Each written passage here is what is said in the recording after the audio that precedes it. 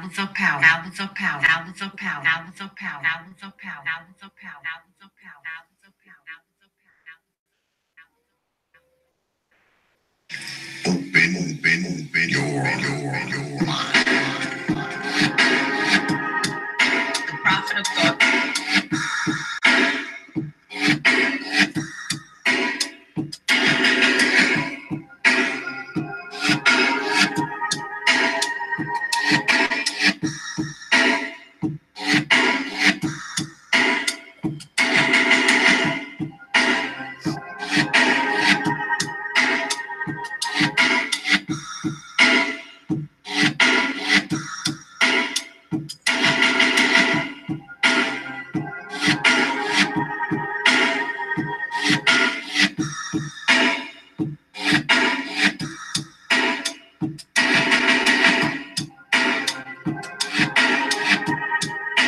Prophet of thought.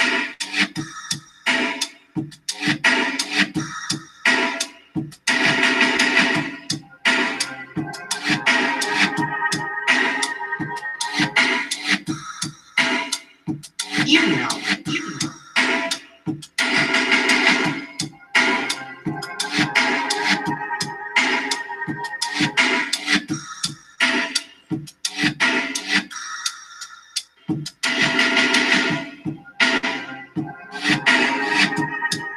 The prophet of thought.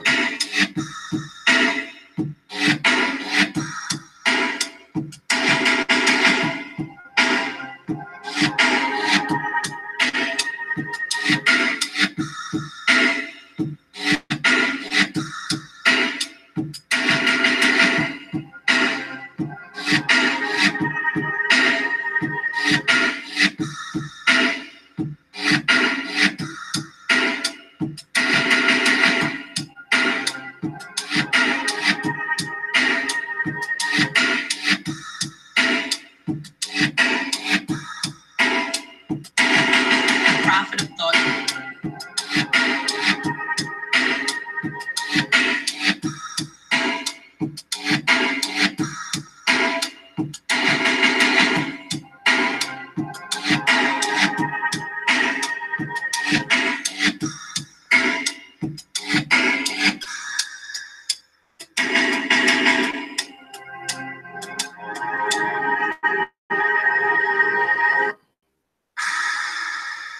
Open your mind. Open your mind. Open your mind. Open your mind. Open your mind. Peace, folks, and welcome back to another edition of the Proper Thought series right here on the old T.P.O.T YouTube page. I'm your host, X, of course, but you knew that already. That's why you are here. Yeah, I got your message, brother GameChanger. I'll see you in an hour, brother. Yeah, so we back another Wednesday night right here. And of course, this is Hours of power. Hours of power. Hours of power. Hours of power. Hours of power. Hours of power. Hours of power. yeah, this is the old Hours of Power. Thank y'all for coming through tonight and checking us out. Gonna be a good show tonight. Tonight, because y'all know last week on the old Hours of Power, we had a first last week. Okay, I'm doing a lot of firsts. And this week, y'all gonna see a first right here too. Yeah, you're gonna see a first. Something you thought you would never see on the old Hours of Power. But before we get started, of course, I have to thank my contributors because, I mean, you guys, man, one thing I can say about y'all, man, I mean, I don't give a shit what nobody says about the old T.P.O.T supporters. I mean, y'all support this platform, man, like beyond belief, man. I'm like overwhelmed, actually.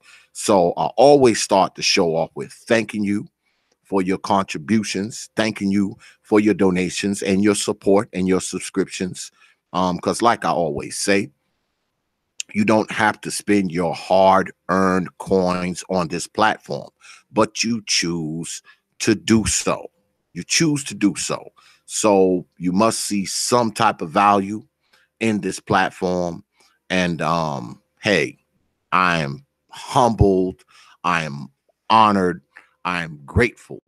I'm beyond words, man, with how y'all donate to this channel, man, and all that, and I just thank you, man. I thank you from the bottom of my heart.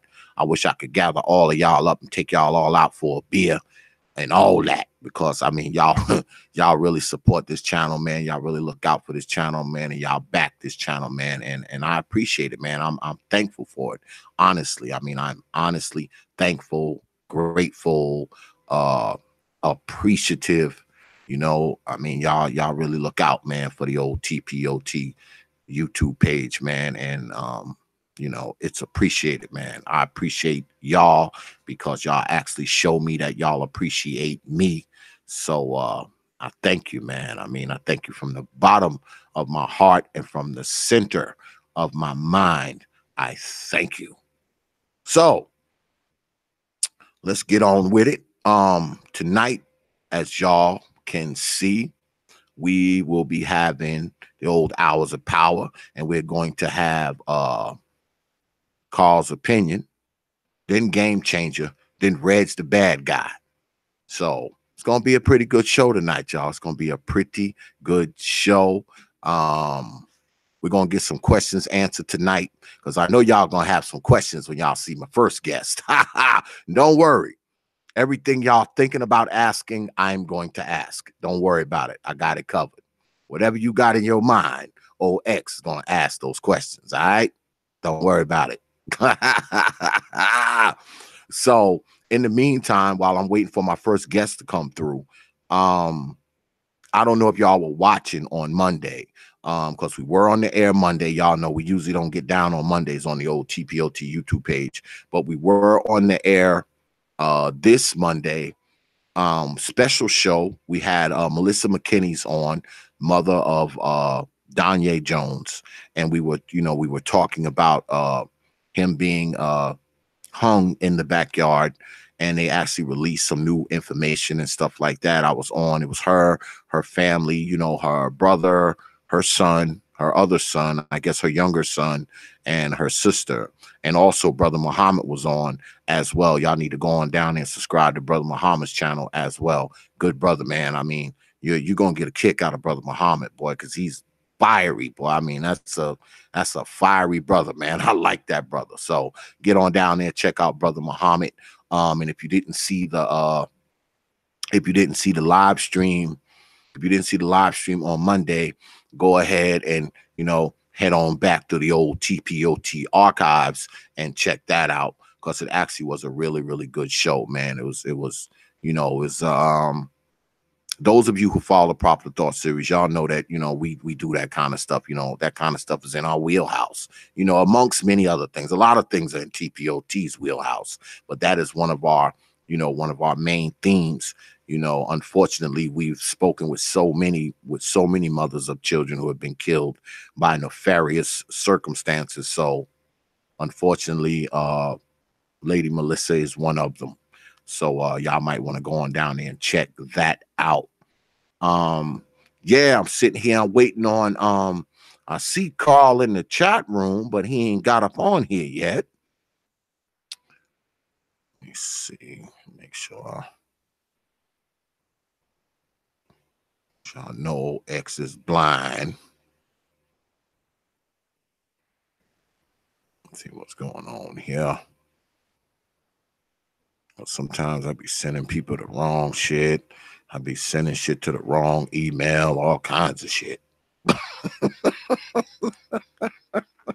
I be doing all kinds of flipped up, messed up crap. All kinds. Yeah. So also tomorrow, make sure y'all here tomorrow, because tomorrow we're going to be talking about Kamala Harris, and the show is going to be, is Kamala Harris fooling the people? Yeah, she fooling the people. I even took, that sign that she got, that she puts up on her ads and stuff. I actually took it and kind of rearranged it so y'all can see, I kind of made it the old T.P.O.T style. So y'all better be here tomorrow because we're gonna have a special show, special DXL tomorrow. My man Jay Shine gonna be hosting, all the way from Germany. He gonna be co-hosting with me, special co-host Thursday night DXL. So catch me and catch brother Jay Shine up on here because we're gonna be going in tomorrow. Y'all gonna find out some stuff about Miss Kamala Harris that you probably didn't know. Okay, I know a lot of y'all are all glossy-eyed with her, thinking she the female version of Barack Obama. But after tomorrow, after you hear some of the shit we talk about tomorrow and some of the shit we show you, you're definitely gonna think twice before you support this lady. Trust me, especially you brothers, especially the brothers. You are definitely gonna think twice before supporting Miss Harris. All right. So make sure you have your black behinds here tomorrow. And my first guest has arrived. What's good, Carl? It's going okay. How are you doing, X? I'm good, man. I've been wanting to get you on here, Carl, for a minute. You're a big supporter of this channel. And by the way, y'all, Carl is a white guy. Can you believe a white guy actually supports this channel? Yeah. So, but you don't just watch my channel because I see you in a lot of the brothers' channels, right? That's correct. So let me go ahead and ask why you, white guy from I believe you from the West, right? Nevada. From the West? Just outside of Las Vegas, yeah. Okay. So why you, middle-aged white man, watch a brother like X and brothers in the ilk of X watch us? Yeah, well, I mean, I'm a conservative Republican. I'm an attorney, and when you're on YouTube and you're following other conservatives, you end up coming across your Google feed, and I think Anthony Brian Logan or Brandon Tatum or Leo Dunson were the first people, black people on YouTube that came across my feed. And I was very excited about the Young Black Leadership Summit. I was very excited about that. And then either the first, let's see, I want to say O'Shea Jackson, his site. I talked and I sent O'Shea an email on this. I wasn't sure if like Anthony Brian Logan announced, hey, I'm going to be on an O'Shea Jackson show tomorrow, the Rumble. Come on, everybody, come on over and watch, or he just showed up in my feed because Google, YouTube thinks that all black people are the same. So it's like, well, if you watch one black guy, then I guess you want to watch other black guys. So here's a feed, and there's O'Shea Jackson, and then on O'Shea Jackson's site, he has those large panels, and I got introduced to Information Man on his panel. I really liked the way his thought process worked. I like the way he reasoned through a lot of arguments. I mean, him and Logan get into it, but I guess they have some kind of history or something because they go back and forth pretty good. But and then you just kind of, I mean, I'm on a lot of different YouTube sites, and you just kind of come across them that way. And I like, again, I'm an attorney, and I like good perspectives, and I like well thought out arguments, and reason and logic. And I saw you. I know I saw you on one of O'Shea's panels or Information Man's panels. I can't remember which one. And it's like, oh, hey, subscribe to this guy. And it's like, well, yeah, this guy's making some sense. Sure. Let me go over there and check him out. And I've liked a lot of the shows. I saw part of the Lady Melissa show with Muhammad on there as well, and her family. I didn't catch all of it. I was, I have a full-time gig, the lawyer thing, but I get a kick out of it. I do a little bit of YouTube and myself. I do a video, do some live streaming myself with, Carl's Opinion. And I discuss primarily politics, the news of the day, primarily political news, because I'm a political science major from college. So that's my big thing. I like doing that. So, but no, it's not like you just kind of like go looking. I don't know. Maybe some people do. Probably liberals more than conservatives, go out looking for like, black people, to watch. But you just kind of, I follow more ideology than race. I mean, I don't know. It's just, and so you end up on the Young Black Leadership Summit guys, and like guys like Uber Guy, And like I said, Dunson and those guys, and then Axe Truth, another conservative, Trump supporters, that kind of thing. So yeah, it's like it just kind of happens, and it's kind of nice. You get to hear different perspectives. You don't agree with everything everybody says, but I'm not looking for a clone. So there you go. So, because I know, and I'll speak for me, okay, on my channel, I talk a lot of shit about white folks, okay? I talk a lot of shit about white folks. I don't hate white people, but I understand the history of white people, being a black man. And a lot of people probably watching tonight, they're probably like, oh, you got this cave dweller, this demon, this devil, on here, right? That's what they will. So a lot of them will say that, right? Oh well, and I can't help what people think. I mean, people are people. So let me ask you this: what do you think when you're watching us and you hear the stuff that we say? You hear us say shit like cracker and devil and all this kind of stuff and the enemy. I mean, what kind of reaction do you get out of that? Do you look at it objectively? Are you like, oh, these freaking black people? No, I don't like look at it like that last way. No, I mean, I always try to like put, you really, it's, you try to put yourself in other people's shoes. I mean, that's really hard to do, but I kind of like came up with something a while back to try to do this little exercise I had. I said, so I figured, okay, I'm a white guy in China, the same history as black people in America, the same history. I mean, I was in Europe, a bunch of Europeans, beat us up, and we were like from like the Bordeaux region of France, and they sold us. A bunch of Chinese merchants came through the Mediterranean. They sold us to the Chinese, 400 years ago, and for a couple hundred years after. And then we were slaves, and then then we had like instead of like Jim Crow, I made up some Chinese name instead of Jim Crow laws. And I said, and I'm still my same age, 53. And I said, okay, how would I be?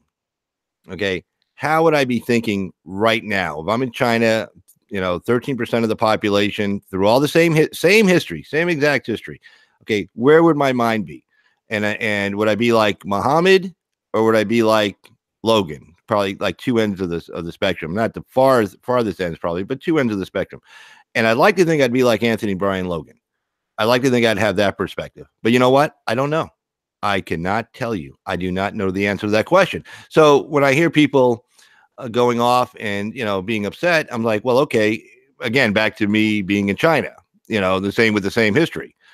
I don't know how I would be. I don't know if I started learning about the history of my fellow white people in China, and they're like, hey, we don't look like these people, we're not Chinese, what's up with that? And we're trying to fit in, and people are kind of looking down on, and I don't know. And then some people are trying to help us out, some people aren't, and some people feel good about it, some people bad about us. I have no idea how it would be. I don't know if I'd be like Muhammad or I'd be like Logan. So I can't tell you. So I don't, it doesn't upset me when people express their opinions. Now, what I don't like is opinions that aren't not well thought out. Okay. I'm sorry. If you want to call me an elitist, call me what you want. I have a lot of education. So, I go into court, and, attorneys make stupid arguments in court. I have no respect for them. They make, not unreasoned opinions. People get loud. They scream. We have a saying in law. Okay. When you're in court, okay, first of all, if your opposing counsel is yelling and screaming, you won. Because he doesn't have any of the facts of the law on his side. In fact, we have a saying on that.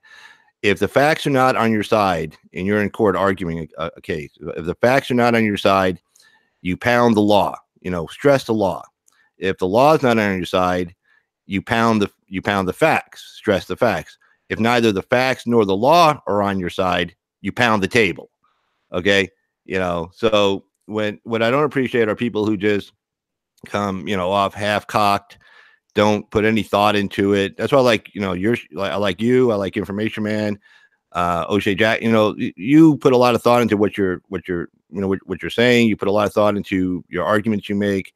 Information Man, he drives me nuts, because when I'm watching his show, I got to be like on Google, Googling stuff, because I don't have a medical background, I don't have a science background. I'm social sciences background, political science, that kind of stuff, history. So, he'll start mentioning all this science stuff, and I'm literally on Google at the same time I'm listening to him, trying to, research what he's talking about. But I like that, though. It kind of, makes me think, in other directions that, I'm not used to thinking about. So, but no, I mean, no, I don't think, I don't think like that. No. Well, do you,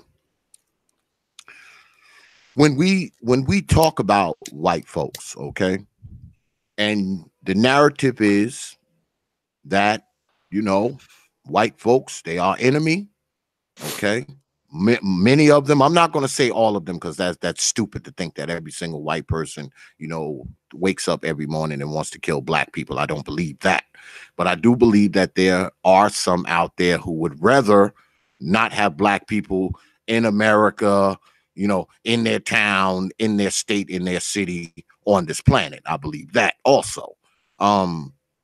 So when you think about white people, right? Because I deal with a lot of, because of my business, most of my customer base is white. Okay. Most, like 65% of my customer base is white folks. Everybody knows what I do, and what I do, my 2/3 of my business is white people. Because I like you mean they come into your shop and give you money even though you're black? Yeah. Wow, that's amazing. All those white people doing that? That's crazy. They actually come into my shop and give me money, even though I'm black. That's crazy. So the narrative is that, white people, every white person is our enemy and all this kind of stuff. So, I mean, what's your take as a white man who obviously, are around a lot of different people because you're an attorney, right? So what's your take on the whole, white folks hate us, white folks want to kill us, and all that kind of stuff?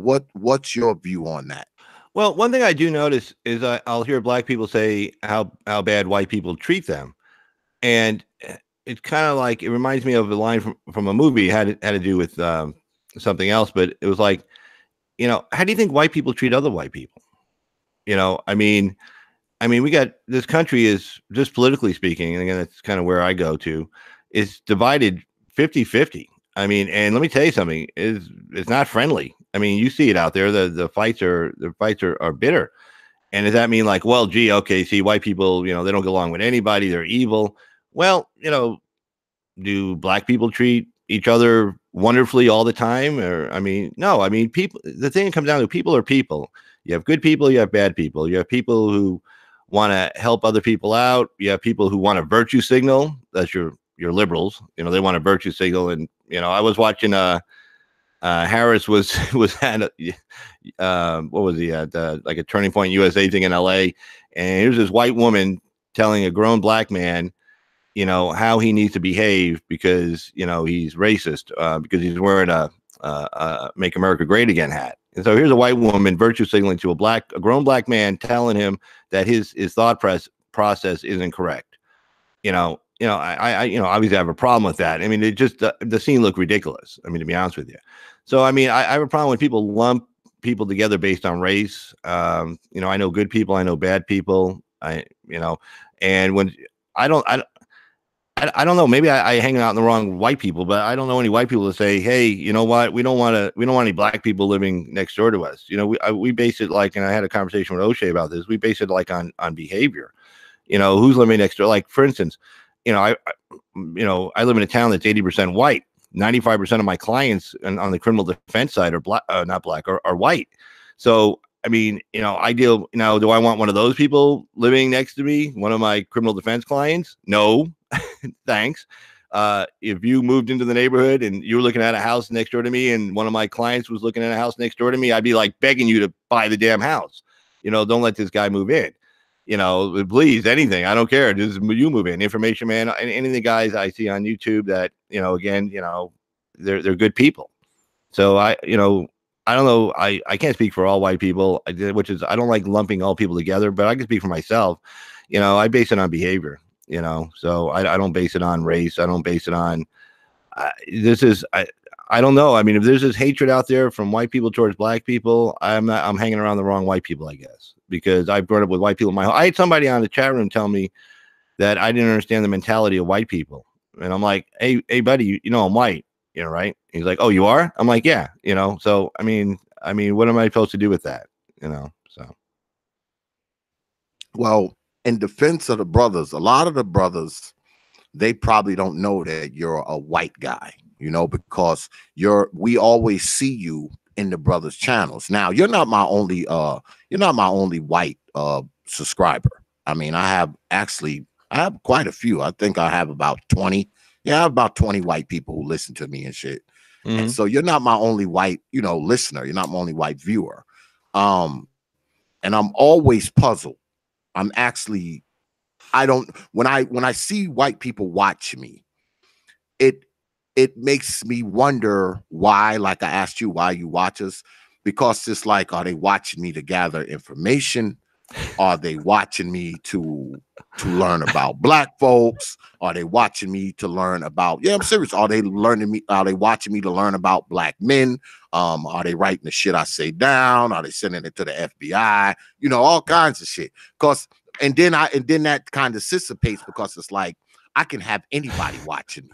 You know what I'm saying? I mean, you don't know who's watching you. They don't make themselves known until they're in the chat.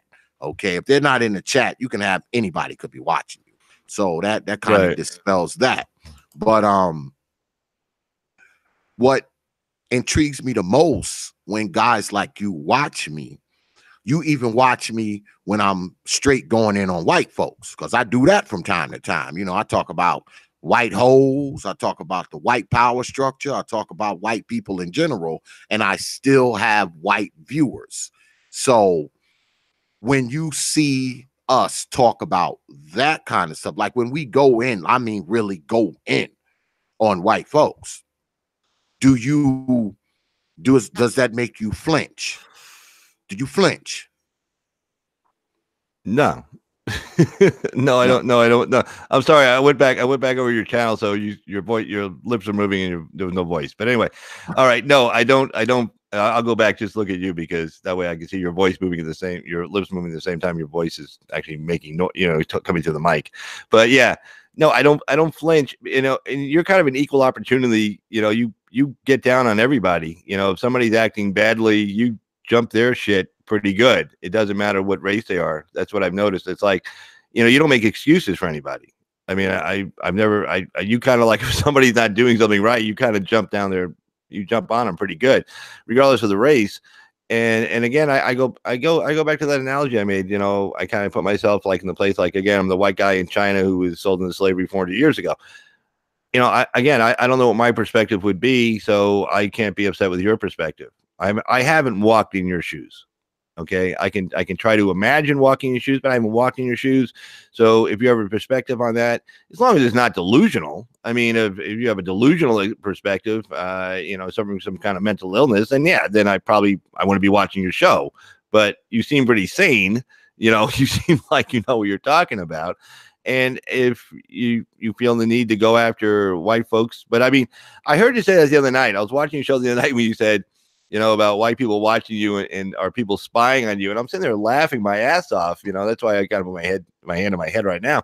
I'm laughing my ass off. I said, like, well, first of all, there is no like white organization. Like, white people aren't organized. I hate to break it to you. Like, we don't have like a white group, like I noticed black people vote as a block, generally Democrat. Well, look up. White people don't vote as a block on anything. I mean, again, the country was 50% for Hillary Clinton, 50% for Trump on the white vote. White people don't vote in any direction at any time. We're not a unified people. We're just not. We're out, trying to get ahead in life. Most of us, I'm like working class, middle class. I go back and forth depending on the economy at any given time. So we're out here, struggling, trying to make ends meet, trying to, pay the bills, do well, take care of our families, and push forward. And we're not like, I mean, at least I'm not, again, I can't speak for everybody, but I'm not like sitting here like, oh, what are the black people up to? It's like, whatever you're up to, whatever you want to be up to, I mean, I was watching, on Lady Melissa with, her son that, that either got killed or committed suicide. And it's one of those things. Jones. Yeah. And it's one of those things like the attorney part always kicks in. I'm sorry. If I identify as anything more than anything else, it's probably a good husband, then a good son, and then an attorney, and that attorney thing slips into the front every once in a while. So when I'm listening to a case like that, the attorney part's kicking into me, and I'm looking for like evidence. I'm looking for evidence of this or people hiding evidence. That's always a big thing. I've done a couple of civil rights cases against private actors, private corporations, and people lie, people hide stuff. And so, that's what I look for. So I haven't been paying as much attention to that as I probably would have wanted to be, but I've watched the Information Man covered it. You covered it. I've seen Muhammad on the show. I think I'm trying to think. I think the other night was that last night? I can't remember now. These nights are kind of run together for me. I think it was last night or the night before when Lady Melissa was on, and I lost my train of thought, but you feel really bad for her because she doesn't know which way it's what she wants some answers, and I'm not sure if she has an attorney out there, but that's probably the way to go, is to get some really good attorney who knows the jurisdiction, who's been there for a long time, 20 years plus, who knows the cops, knows the judges, knows everybody else, knows how everybody thinks, and to kind of deep dive into it and get to the bottom of it. Because it seems like if you're waiting around for information, you're that's not a good strategy. You got to be really proactive. The squeaky wheel gets the grease, and when it comes to law enforcement, I've had cops lie in the stand on cross-examination. I'm looking at the report, I'm hearing what they're saying, and I know they're two different things, and I know what they're saying just isn't true.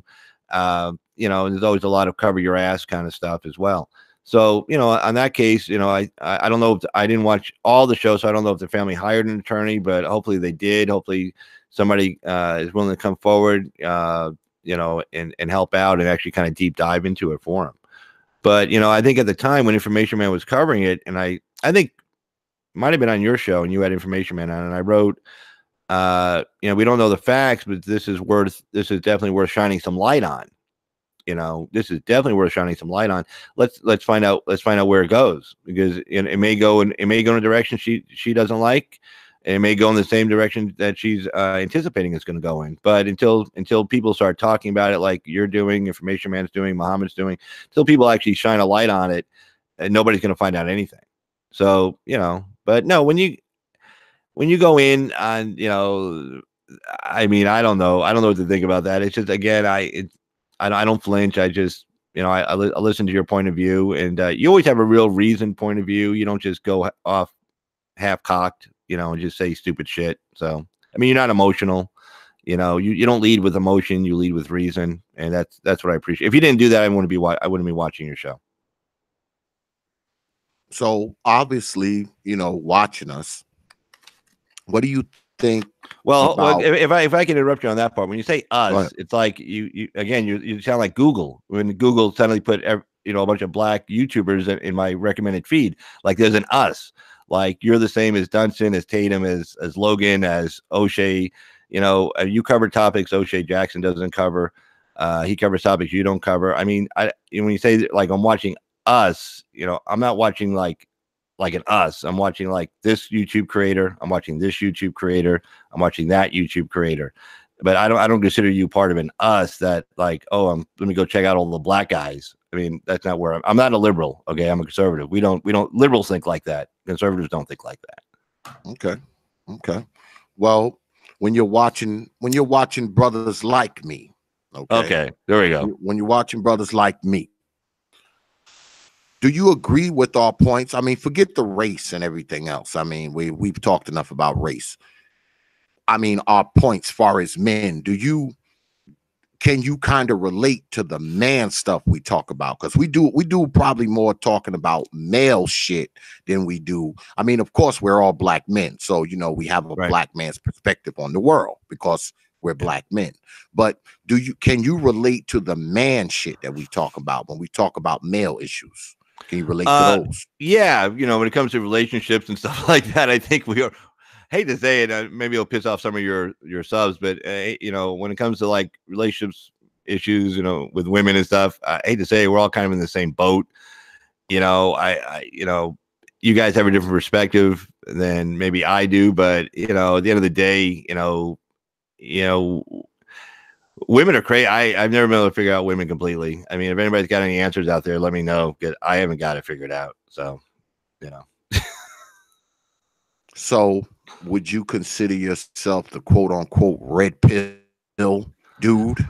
No, I wouldn't go that far. I've been in a relationship for 16 years, so I'm not, I guess I'm not bitter.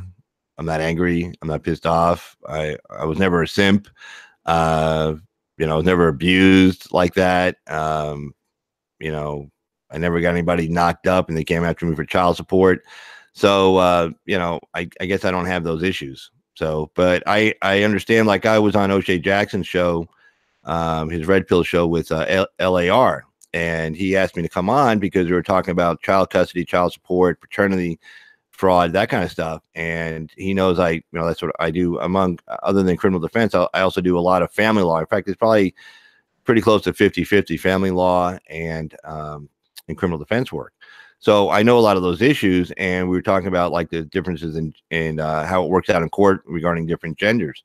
And yeah, I mean, LAR, like I said this to him. I think I might have said it in the chat, or I said it on my channel, and he was listening, I think. And I said, "Oh, you shouldn't be listening when I give you a compliment," because I said, "Gee, if this guy, had a law degree, he knows more about this stuff than like half the lawyers I go against." As far as, the issues with men and stuff in court and all the laws, like we don't need any new laws written. All the laws are written supposed to be gender neutral. The judges are told, don't base your decision on gender. Don't give, even an infant to mom because it's, she's mom and it's a baby. All the laws are like that. Supreme Courts always say that. And then what do judges do? Most of the time, if the young child, they hand the kid off to mom. If there's if dad is contesting custody, most of the times, a large amount, most of the times, mom gets custody. And then if you manage to appeal, which is a very expensive process, and the judges know that, most people aren't going to appeal. I had a judge tell me, "Well, I'll certify for appeal. You can appeal it." And I'm like, my client has no money for this, and she knew that.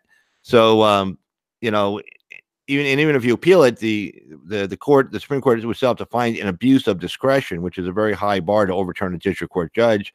And state Supreme Courts really don't like doing that because once they send the word out that, hey, yeah, we're going to overturn these judges a lot, they'll get flooded with appeals, and that's more work for them.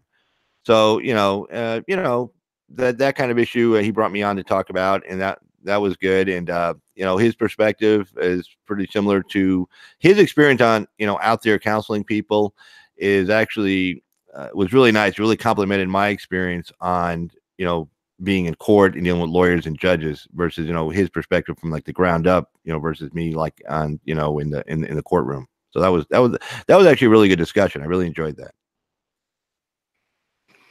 Well, I know that, like you said, women, I mean, you're talking to a person. I've been married to my wife this year will be 18 years. Yeah, I remember you saying that. Yeah. I've known her for over 20 years, but we've only been married. We'll be married 18 years in April. And it's me and my wife, we get along. I mean, it's about 90-10, 90% of the time we get along just fine. That other 10% though is a motherfucker. Yeah. That other 10% though, boys, Yeah. hell. But we get along. She understands me. She understands what I do. She understands that I run this house. Okay. She never questions that, I mean, she'll try to beat me in the head and beat me out of money and shit like that. But, she understands that I run this house. That she understands. Beyond anything else, she always defers to me. How'd you get that done? Well, believe it or not, and I tell people this, that's how she was when I met her. When I met her, I was out there, I lived by myself. I had a condo, I lived by myself, just me, and shit, had a bunch of hoes, the usual stuff, pretty much the condo was converted into a brothel, if you will. Right. And I met her because she owns a beauty salon, and I went down to her beauty salon. I had met her through a mutual friend, And you know, I would hang out at her beauty salon, you know, because there's a lot of nice looking girls in there. And I would be there, and I, you know, just started talking to her. And I told this story before too, so I'm about to bore y'all who already heard this story. I went there, and she needed a sign, you know, because she had just opened the place up, and she needed a new sign, you know, for her beauty salon. And you know, I'm a blue collar guy. You know, I do carpentry, I do plumbing too, electrical, all that crap. I'm not just a mechanical engineer. You know, I've worked all that kind of stuff all my life, you know, with my old man. So I said, well, I'll make you a sign. You know, she said, oh, could you make me a sign? You know, because I kept trying to get her to, you know, go out with me, you know, come to my crib, all that. And she just asked me one day, she said, I need a sign. I said, okay, cool. And I took off and I made it. You know, I made it, built it, you know, carved it out, painted it, did all of that. Right. And brought it back. And when I brought it there, she was like, oh my God, you really did it? once I did that, I mean, I knew I had her. You're You know, in. I put the sign up for her on her shop and all that kind of stuff. Yeah, I did all of that. And shoot, man, a few days later, she showed up at my condo. So the rest is Wow. history. Yeah, she Damn. showed up at my condo, man. Well, good deal. Yeah, That's a nice story. rest is That's really history. nice. I know, that's Yeah, really you nice. know. Yeah, that's how we met. And when she came around, you know, she wasn't like the other chicks that came around. You know, when she came around, she had respect for my house. You know, she was very respectful. She would come to the door, take her shoes off. You know, she would cook. You know, all that kind of stuff. You know, my wife is very demure. She's very demure and she's very feminine. You know, I mean, she has her ways because she's a female, but she's very demure. She's very kind of laid back. You know, notice most of the time when I'm on here, you don't hear her in the background and all that kind of crap, you know, and the studio is inside the house. So she has access to it. But she, Right. you know, when I'm on the air, that's it. She doesn't come in here. She doesn't, you know, nothing. You know, she's my wife, she's a good woman, man. I don't know how I was able to keep her ass so long, but she's still here. She likes the life that I provide. I like the services she provides. You know, she keeps my house, she washes my clothes, you know, she cooks the Yeah. food, I hear you you. know, Sure. and I bend her over the couch, as Obsidian likes to say. You know, she also gets bent over the couch. So there you have it. You know, you can't Well, ask for too much more than that.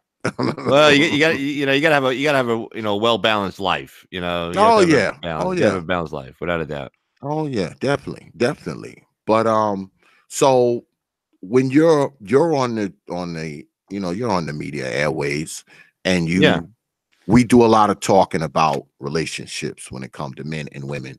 And we often say that, you know, black women, they have issues that other women do not. So that being said, what do you think about that? What do you think about black women having more issues than other women? Now, I'm not saying that all the brothers say that, but that's kind of the common theme, right? So, what do you think about that? And do you deal with black women at all? As a white man, do you deal with black women? Yeah. In fact, the woman I've been with for 16 years is a black woman. Oh shit, she's swirling, huh? You done found you a swirler. I didn't know that. I Yeah. didn't know that. Wow. Yeah. So Well, you don't let watch me. O'Shea? You don't watch O'Shea's channel? You don't watch him when Yeah, I was. I do watch his channel. I didn't watch it when you were on there, because see, the Brother Pill podcast, they usually come on during the week, and Right. usually when he's on, I'm on. So I'm Oh, that's always right. catching up. I usually have to binge on ODJ stuff.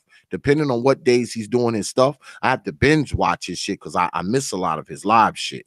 But Okay. yeah, I didn't know you were wow. So does that change being with, you know, the black woman, you know, the women that we talk about a lot on these airways? Do you agree? Do you agree that they are somewhat more difficult, more belligerent, louder, more sassy, you know, less cooperative? Would you say that? With my own personal experience, no. No. Yeah, but then again, I, I've dated, a few other black women before I met her. But I don't know. It's just, I run in the legal circles, and you meet people who work at the courthouses and stuff like that. People who work in law offices, other attorneys. And I hear a lot of the problems a lot of the guys on the show have. And I'm like, Jesus, there, but for the grace of God goes me. And I'm like, oh my God, I I wouldn't know what to do with myself. I mean, it'd be horrible. So, I mean, I haven't had those experiences, but it just might be the fact that, again, I've been a lawyer for 25 years now, and the people I run into are generally professional type people, kind of like Erica Williams, I mean, the kind of problems men have with women, I can't see, like, if a man was with Erica Williams, they'd be having those kind of problems. You know what I'm saying? Very professional type. She's about making money, about business, about getting it done. She doesn't have time to be acting all foolish and talking a lot of crap. She just doesn't have time for that. I mean, she's kind of. I wrote a message. I forgot who was interviewing her. I think it was O'Shea. O'Shea might have been interviewing her. And I wrote on the chat, I said, damn, if we had 1,000 more of her, we'd be at 10% annual GDP growth instead of 3 or 4%. Because, I mean, she's like just boom, boom, boom, boom, boom, so no, I guess it's just, I don't know. It's maybe it's more, instead of race, maybe it's more based on education. Maybe it's based more on profession, that kind of thing, more than anything. I have no idea, but I hear some of the horror stories. I mean, and I believe these guys when they tell these horror stories. I mean, I'm like, oh God, I wouldn't know what to do with myself if I had to go through something like that. I mean, it's pretty terrible. So you're a family court lawyer as well. So yeah, you see custody battles. You see, I guess, child support and stuff like that too, right? Definitely. You're in there. You're in there. Mm-hmm. So who do you think is catching more hell in those courts? Is it black men or white men catching more hell in those courthouses? Well, I don't think there's a difference on that. I think it's just men do far worse in custody cases than women do. And I've seen black men and white men in there both get screwed over. I've seen that. So I don't think it has anything to do with race, as far as when a judge has somebody in front of him. Excuse me. I didn't smoke enough cigarettes today. That's why I'm coughing. But I just see men just generally getting screwed over. I haven't seen judges, and I would notice that. I like saying, okay, well that guy's black, so I'm gonna treat him worse than that last guy just raked over the coals.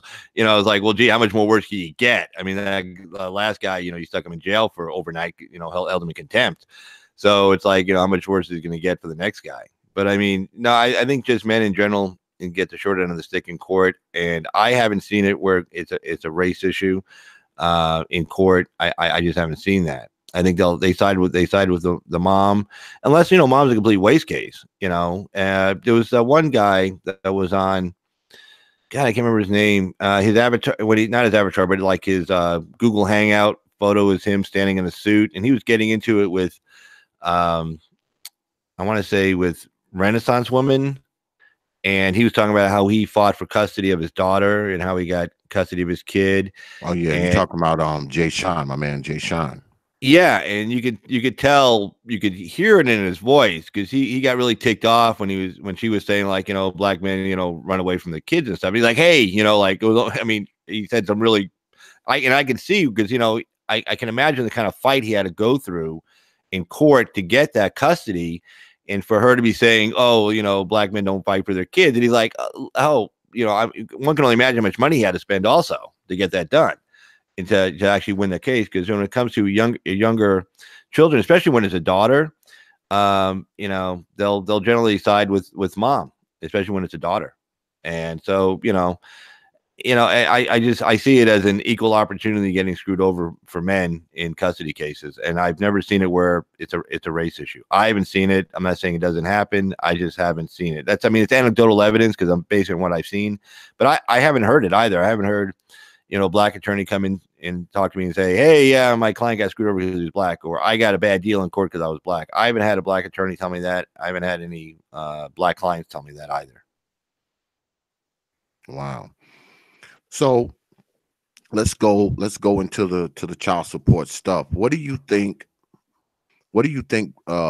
men do wrong when they go into, this child support kind of thing? What's some of the mistakes we men shouldn't make when we're trying to go for custody of our kid, or we're fighting the child support system? What mistakes should we not make?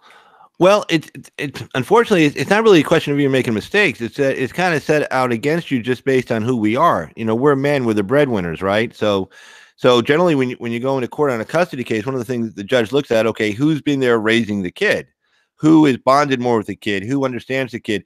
Generally, when I prep a client for going to court, I would say, okay, what's your routine with the child? Starting, boom, you're up first. The child's up. Okay, tell me everything that happens until that kid goes off to school. Tell me then when the kid gets home from school, and then what do you do in the evening? Now, here's a problem. Okay, you're a guy and you're out. You have to leave to get to work by 6 a.m. You get home maybe, in traffic, you get home maybe at 5. You're exhausted. So when I ask those questions, the guy's like, oh, well, she takes care of that. She takes care of that. It's not because he's a bad father. I mean, somebody's got to put the damn roof over their head. Somebody could put clothes on that kid's back. Somebody could put food on the table. And so, yeah, he'd like to be able to spend more time, with his child. But, maybe when he gets home at 5 and he's worked a full day, he's kind of wiped out. And, yeah, he can spend, like my dad, he worked construction. I worked in construction a little bit myself as a carpenter. When you said carpenter, I kind of like, hey, but, he would always make it a point to sit down and do homework with us. But, our mom was the primary, caregiver, and that's just the way it was. And so if they had ever got divorced, they never did. They were married my entire life. She could have gone to the court and say, well, yeah, I do this, I do this, I do this. And he would say, well, I help them with homework at night, and God bless him. I mean, the guy sat down and he never got past the 9th grade, my dad. And he would sit down and make sure we did our homework. And then when it got to the point where he didn't understand the homework we were doing, he would still make sure we did it. And he would look it over. He might not have understood what it said, but he knew enough to know that if we just wrote some BS on a piece of paper, he would call us out on it. My dad really valued education a lot. He wanted his kids to do really good in school. He made it a point to make sure I went to a private high school, went to a Jesuit school. I had to go on a work scholarship because, we couldn't afford to pay the tuition. And that was fine with me. It was a top high school in Houston. But he really pushed education hard, and that's from a guy who never got past the 9th grade himself. So, but I mean, the parents dad started out, it's not so much of making a mistake, it's just how it's happened in the household. When you get married and you're raising a family and you're working to keep a roof over their head, you're not thinking, oh, gee, I might be in a custody case, 3 years from now. I better like cut back on work and stay home with the kid more. And meanwhile, you go from a nice house to not so nice a house to maybe a really crappy house. And that's not an option. So unfortunately, we start off kind of, behind the 8 ball a little bit when we go in. Hello? Hello? Hello?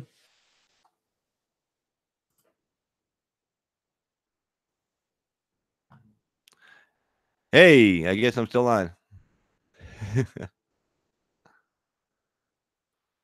Well, this is the Hours of Power, and you're watching Hours of Power.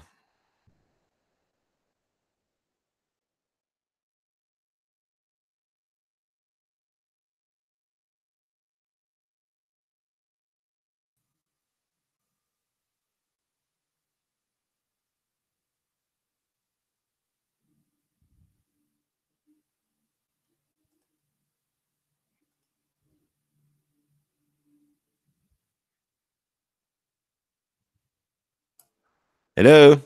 Yeah, I can hear you. Can you hear me? Yeah, I can hear you now. I don't know what the hell just happened, man. I mean, I'm down in the Queen City, man, and it has been raining for like a month, like straight. And all our lines and shit are underground. So I remember you said that the other night. Yeah, you were having problems with the internet. Yeah. goddamn nightmare, man, because it won't stop freaking raining. It will not stop. It won't. It's hurting my money too. It's hurting me financially. It's kind of hurting me a little bit because Oh yeah. everything I have to do in house now, I can't do on site shit because I can't be out in the goddamn pouring down rain. You know, and that's killing my mobile calls and shit. This rain and shit, man. Well, yeah. Plus, you're a heavy equipment mechanic, correct? Yep. Because usually I go to sites when they can't bring the machinery to me. You know, if they like can't get it on the trailer or something, they have to bring it to me. But if they can't do that, I come on site. Yep. Yep. Freezing up again. Damn. Well, I'd say the white man's holding him back, but I'm here, so can't be me. Maybe it's Fred. Where's Fred at? I gotta find Fred. Fred, where you at? Fred, I told you don't mess with the show tonight, Fred. Don't mess with the show tonight, Fred. Me now? Can you hear me? Yeah, I can hear you now. Okay. Hello. Okay. Yeah. Okay. Well, yeah, you know, it's Fred. Fred was holding us back. Yeah. So, you know, it's hurt me a little bit. It hasn't hurt me a lot, but it has hurt me because about 30% of my about 25-30% of my bottom line business is mobile calls. So it has hurt me a little bit. Not a lot, but it's hurt, you know. So hopefully I can make it up within the next month or so. It hasn't hurt my books that much. But it's put a lot of things back. Because what will happen is, especially if you got guys who are working on a construction site, they need this shit fixed. So what they'll do is, if they can't get someone else to come out and work in the goddamn rain, what they'll do is they'll manage to get it up and going and just take it somewhere else. You know, if I can't, you know, get out there. So, you know, and a lot of my work, I mean, it does kind of hurt me, but I usually get it back on the back end, because what they'll do is they'll bring it to me eventually. If it stays raining for like 2 or 3 days straight and I can't get out there and get to it, they'll eventually get it up and bring it to me. But I still lose money on that, because I would make more money if I went to the site as opposed to it coming to me, you know, because I make more money on a mobile call than I do a shop call. You know, I usually just, you know, do the deposit and the hourly and the parts and all of that. When I do a mobile call, you owe me money as soon as I get there. Okay. As soon as I get out and my boots hit the ground, you already owe me money just for showing up. Yeah, so, right. Service so call, so I lose that. You know, I've been losing that. You know, well, I'm sorry to hear that, man, with the weather and everything. Because when my dad worked, he worked as a laborer on the roads, and you know, when the weather was bad, you know, he wasn't working that day, and you know, obviously that affects your bottom line, affects how much money you're making, you know, on your paycheck. Yeah, it sucks. So, well, sorry to hear about that, man. Yes, it sucks, but you know, I've been through this shit before. I mean, the year before last, it was the same damn thing. It just rained and rained and rained and rained and rained and rained. Just, it's like it's never gonna freaking stop, man. It's like every day I wake up, it's freaking raining. And it messes up my shit because it fucks up my cable and my internet and all this kind of bullshit. Right. The cul-de-sac I live in, you know, they don't believe in telephone poles, I guess. And everything is underground. Everything, your cable, your lights, all that shit is underground. I mean, when you come in this neighborhood, you don't see wires anywhere. There are no wires. I mean, everything is underground, and it like runs into your house, you know, on the side of your house. You don't see telephone poles. You don't see any of that shit. Everything is controlled by underground. Everything. And I mean everything. But yeah, it was good chopping it up with your call, man.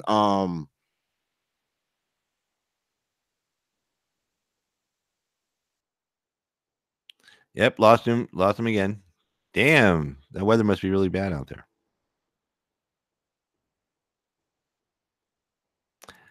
And anyway, I want to tell everybody, hey, I had a really great time tonight.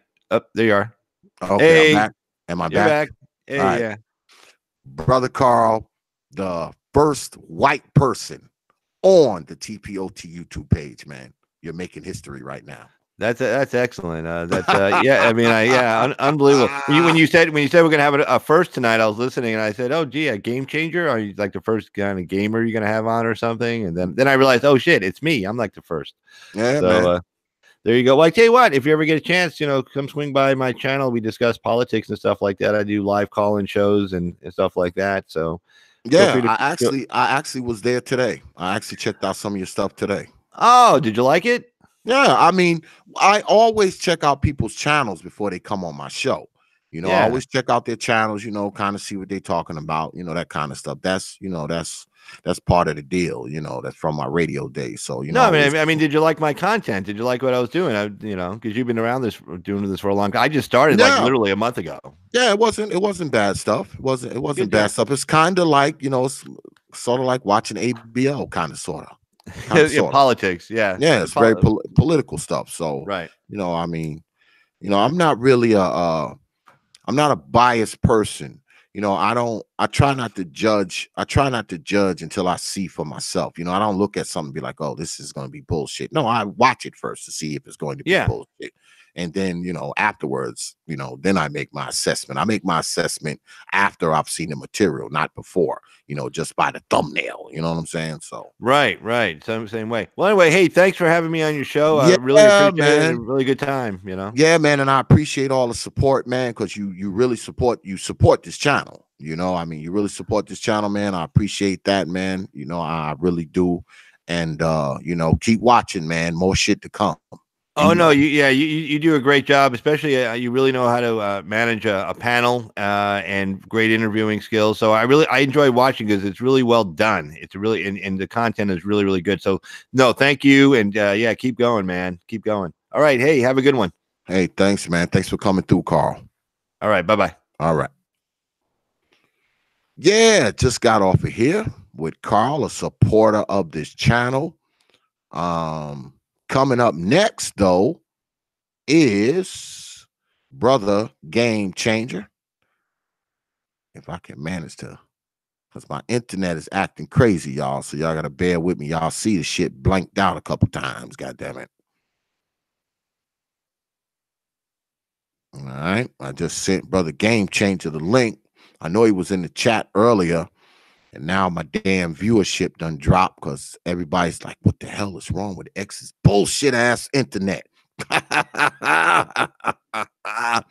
Yeah. But it's pretty interesting talking with Carl, man. I mean, I know people are probably looking at this video and like, oh man, why he got that white boy on there? Because you know why I had the white boy on there? Because the white boy is actually a supporter of this channel.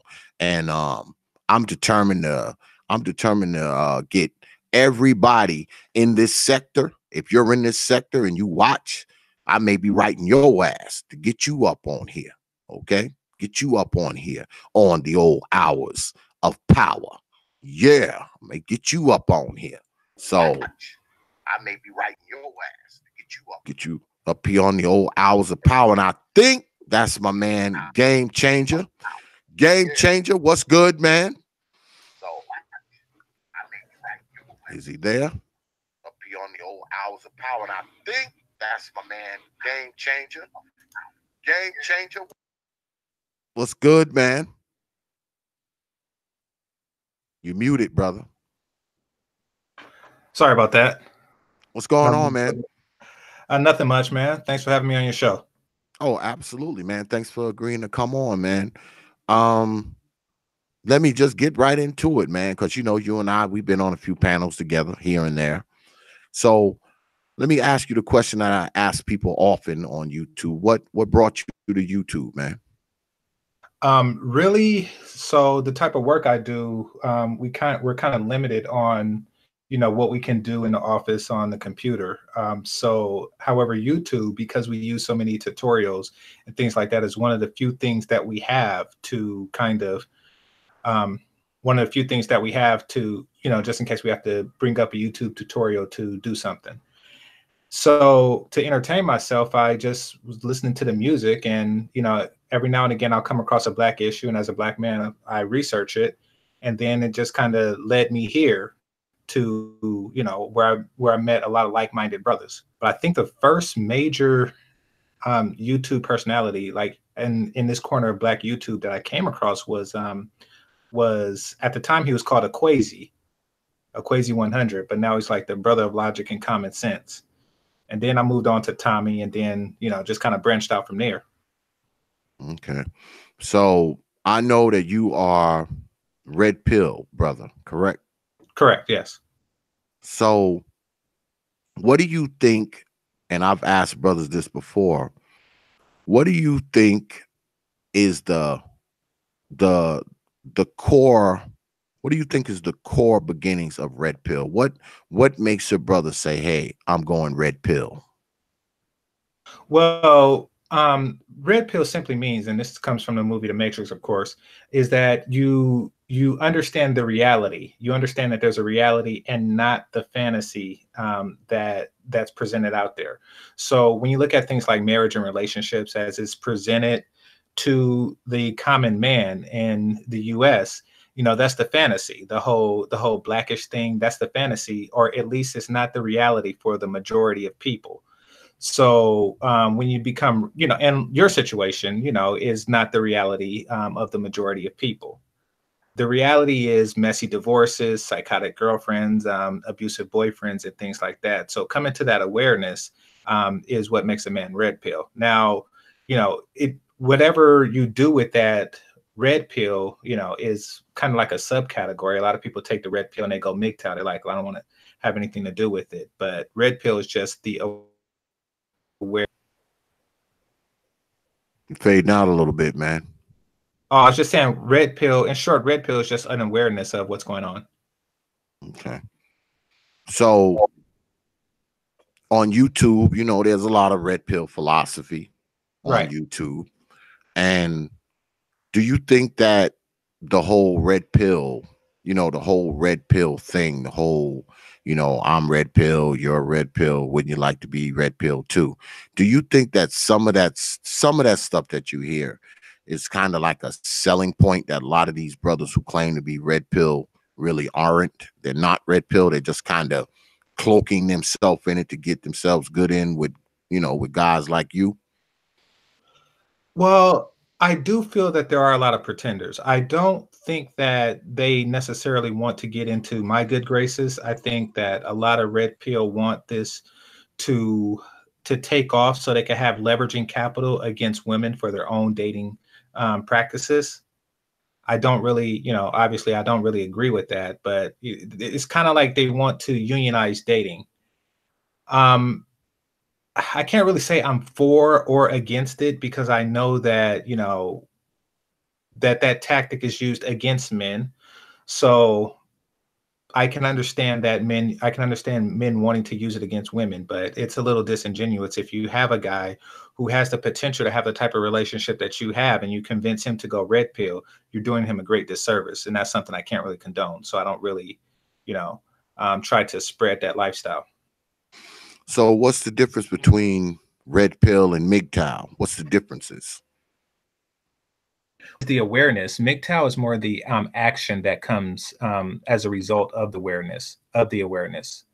So, if you realize red pill is just a realization that, the system is against you and it's presented in a way to make it seem enticing. However, once you come to that awareness that the courts are not on your favor, as the previous gentleman was, as Carl was stating, the courts aren't really in your favor, and a lot of times the person that you're with has nefarious or malicious intent. So once you've come to that realization, you do with it what you will. Some people say, hey, if she's going to screw me, I'm going to screw her and her and her and her. They take it the PUA route. And other people say, something, the game is rigged, so I'm just not going to play. Those people I would classify as MGTOW. Okay. So like I was talking to Carl earlier, some of us brothers, we go in, on the ladies, we go in on them hoes. Mm-hmm. So do you find yourself in agreement with most of the quote unquote talking points that you normally hear as far as black women are concerned? Do you subscribe to those talking points or no? Well, I subscribe to some of them. Yes, I wouldn't say all of them. A lot of them are a bit extreme, and that goes for both black women and white men. I think a lot of talking points are extreme. We as black men, we wield very little power, and we probably don't really understand, because of our position in this country, that power corrupts. and it may not be to the fault of the person who is in power. They're just corrupted by their power. So in other words, I'm not sure we as Black men would be any different were we placed in a position of power. Okay. So I can't really hold it against them and say that they're innately this way, that they're bad people, Black women, because I mean, I don't know how Black men would act if we had that type of power. So you say some of the views and some of the talking points are somewhat extreme. Absolutely, yes. Do you believe that some of the talking points on YouTube are dangerous? Do you believe that? Could you give an example? For instance, some of the MGTOW talking points when they say, go your own way, don't mess with women, treat them like crap, et cetera, et cetera. Do you believe that those views are dangerous? No. Well, yes, but it's dangerous in a way that I really don't care about, because no society is going to function without healthy families, supporting it. And the rhetoric that they have is anti that. It's anti healthy families. So yes, it is dangerous, but we're already in danger because feminism was dangerous, and that's already out of control. So that's another anti-family movement that has already taken hold, and it will continue to be there whether MGTOW is there or not. So yeah, I mean, we're already in danger. So what's your take on Black society? What do you think when you look at Black society on a whole? What's your take on it? What do you think? Well, I think that Black society made a mistake. I think African American society is a very new culture, and we really don't have the history of trial and error that other groups have. So we're kind of running into the mistakes that some groups ran into thousands of years ago, and they developed cultural barriers against it. For example, Confucius over 3,000 years ago, taught the importance of family, particularly the men as head of the family. He would say things like, if your father is accused of a crime, and the official asks you if he committed the crime, or if your father committed a crime and an official asks you if he committed that crime, then your loyalty is to the father and you are to lie in that case. So, they developed these cultural, situations, and I'm pretty sure that we did too, to create societies. Same with the Jewish people. They of course read the first Testament, and Adam and Eve is a warning about female empowerment. Once power is given to the woman, eventually used against you, and it will be a society that you have created for yourself. And in that metaphor, it was Eden. So they have cultural barriers against certain things, and as a result, those two communities have thrived through generations of hardship.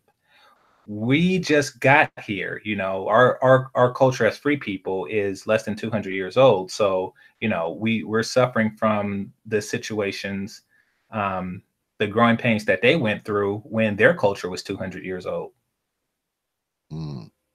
So I mean, I think that there's great potential for the Black community, but we have to come together as a family and do you think that that's possible? Do you think it's possible?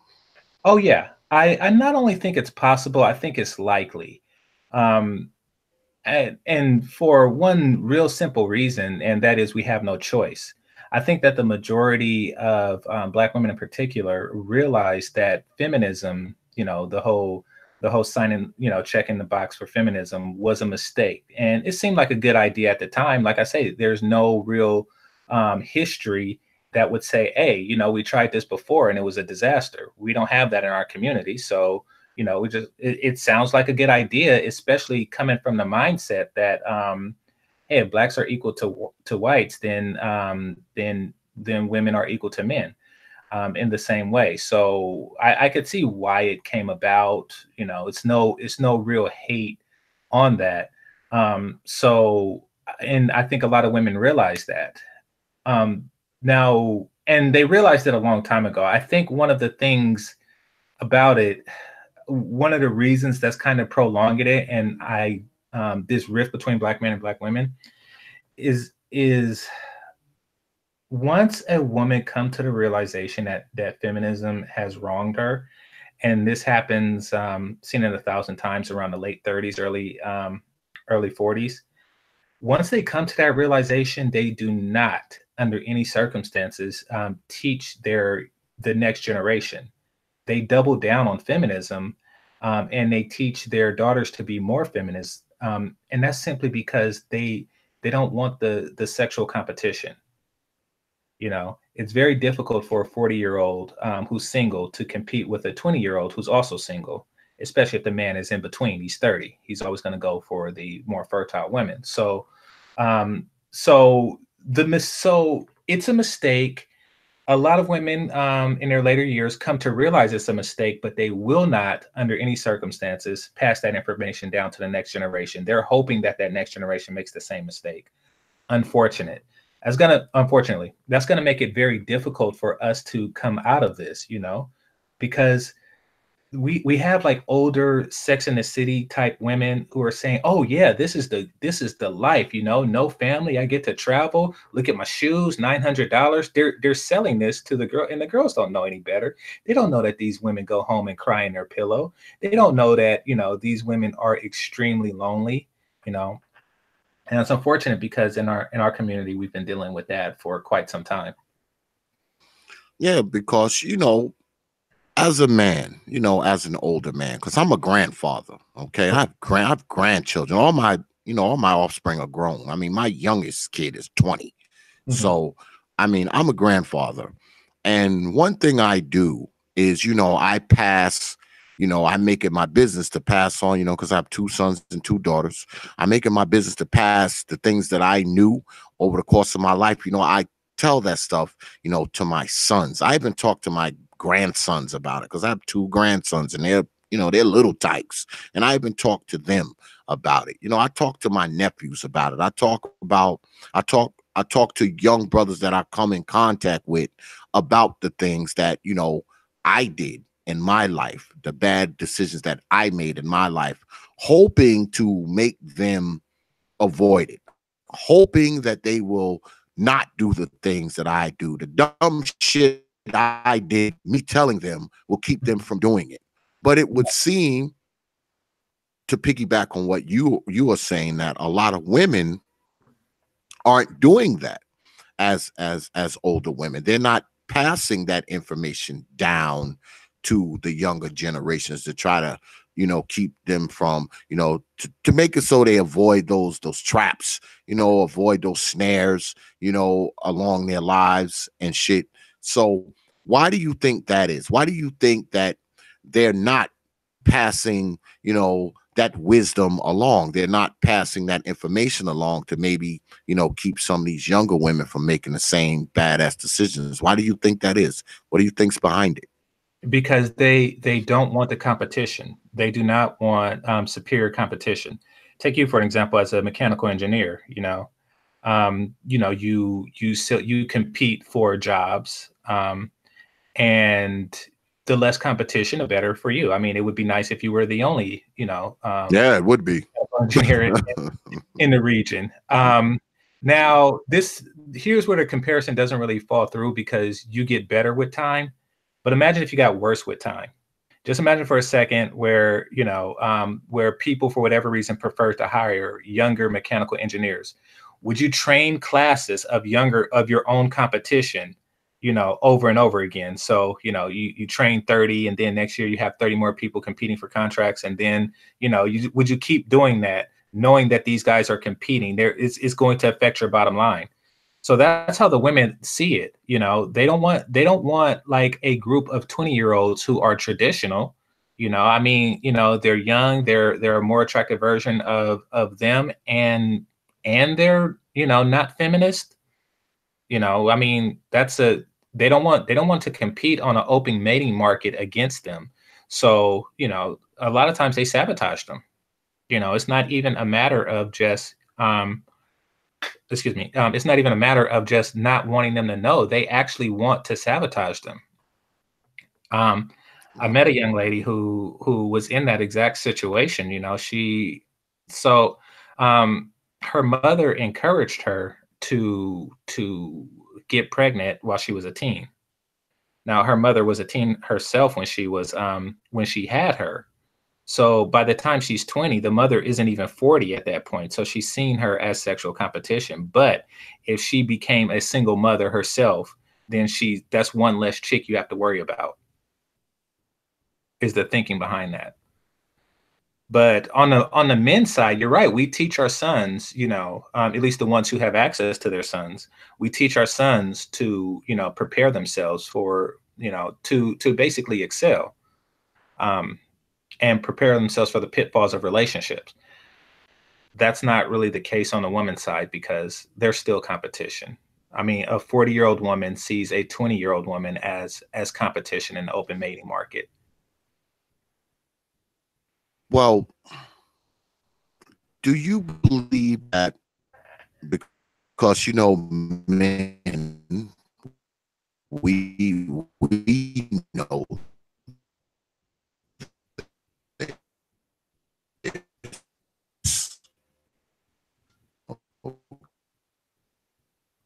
You're breaking up. We know that, you know, a woman's sexual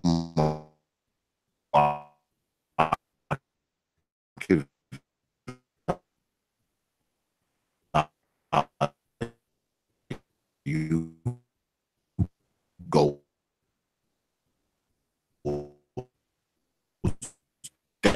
down You're breaking up. as she ages.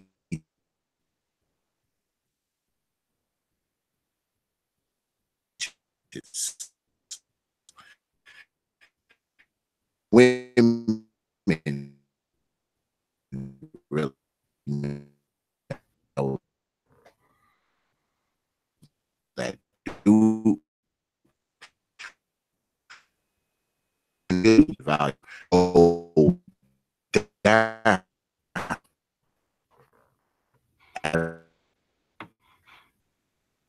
Down. I didn't get any of that. You're breaking up.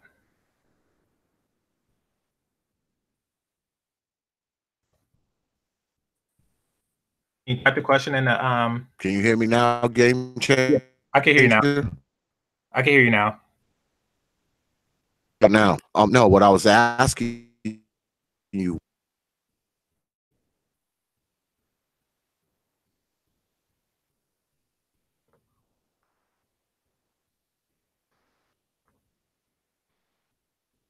Hello? Hear me? Yeah, I can hear you. All right, you're clear now. What was the question?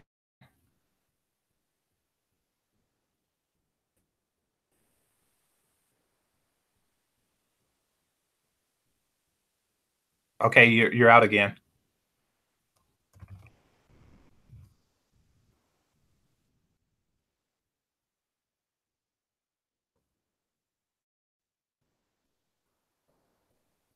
All right, so while we were waiting, if you guys can hear me, do you have any questions for me while we're waiting? Because he's in Can a... you hear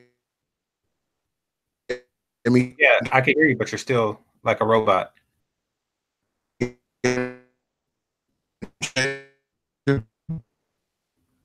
No, I can hear you, but you know that. Okay, now I can see you.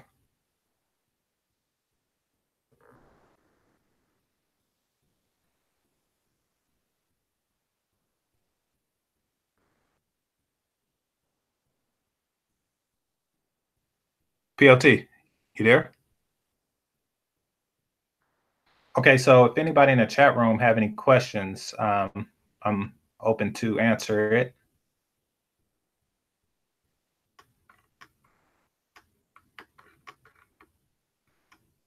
Feel free to ask me anything while you have me here.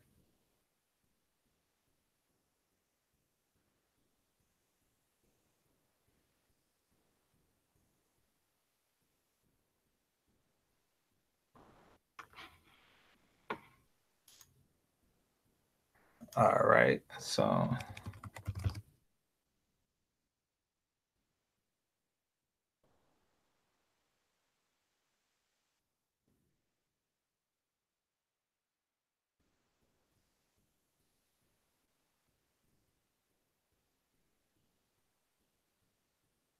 P.O.T, you there?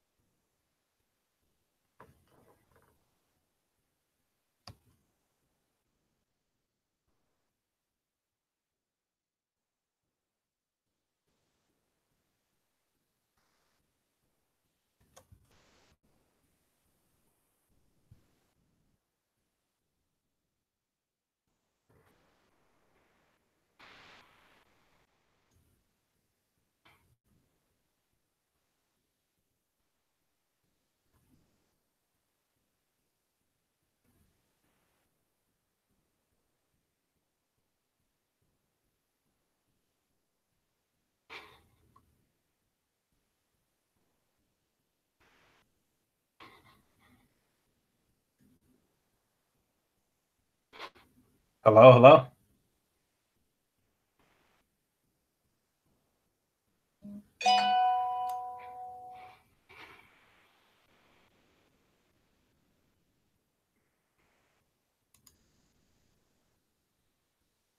Can you hear me now, GameChanger?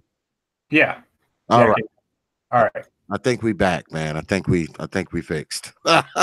Okay, I hope so. That's yeah. I don't know what the hell is. Well, I know what's going on. It's this bullshit underground fucking cable that I got. But shit, it ain't never went out for that goddamn long. Jesus Christ. All right. Well, where were we? Oh, I was asking about, So SMV and how it changes over time. yes, That's what yes, yes. Yeah. yes. I was asking, do you believe that women realize it? Do they realize it like we realize it? I think that they don't realize it until it happens. Because, you know, when I was 21, I was going to be 21 forever. And that's the mindset of most young people. And they feel the same way.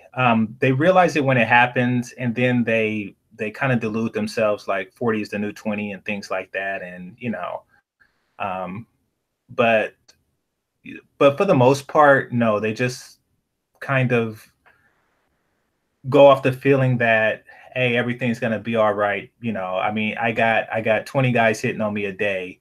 You know, at any point I could just point to somebody and, you know, start my Huxtable life. So they don't really realize it until later. And then they don't tell their kids.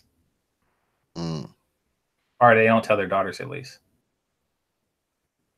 Well, do you think that that's a problem? Well, obviously a problem, but do you think it's a major problem within Black society that, you know, some of us, you know, we're just living a damn fantasy.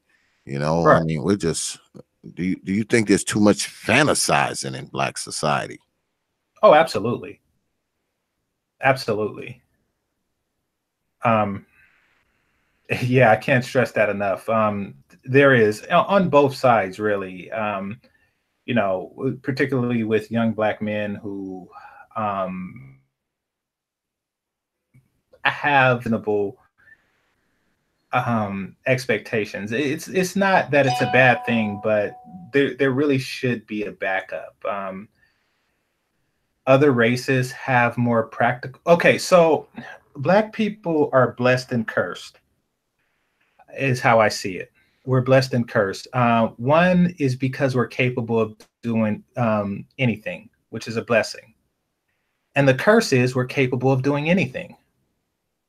Mm. So it's a blessing that, you know, we can run faster, jump higher, you know, take better hits and give harder punches, you know. That's that. And you know, and when applied, we're smarter, you know. We are better entertainers, you know. We have a lot of blessings. The curse of that is we can do anything we want. Who's going to choose to be, you know, um a shopkeeper, you know? So we kind of have, young Black men, we kind of have this all or nothing approach to our lives. You know, it's like NBA or bust, and most Black men are going to bust.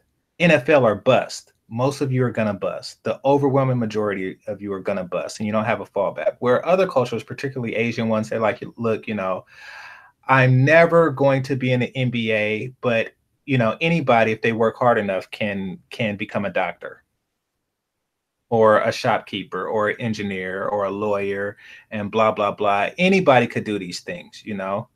We do the things that only we can do, and we're great at that. But we have to be more realistic, you know. It's not a fantasy, you know. Yes, you were to all city, but chances are you're not going to make it in the NBA. Sad truth. And same with women, you know. I get it, you know, with all the guys that hit on you, you can be very selective, but it does not pan out that way in real life. You know, the you're not going to have the Boris Kojo, or what is it, the Tupac with a Masters? Is that what's going on right now? Tupac with a Masters. Yeah. So what do you say to the argument that, you know, Black people, you know, we were oppressed, we were, you know, we were under the laws of white people, Jim Crow, slavery, you know, white supremacy, the white power structure, you know, that's why, you know, we can't really achieve those kind of things. We can't, you know, we can't really be accountants and doctors and lawyers and mechanical engineers and things of that nature. I mean, what do you say to that argument? Because that argument will come. If you say that, you will Right. get that back thrown at you. What would you say to that? I would say I know a mechanical engineer, prophet of thought. So, you know, and you can because he did. I know a software engineer, game changer. You know, you can because he did. You know, I know a president, or a former president rather. You know, you can, but he did. I mean, the ceiling is not there. And for the most part, I think that a lot of people who say that they know that the ceiling is not there. They're basically trying to level everyone out.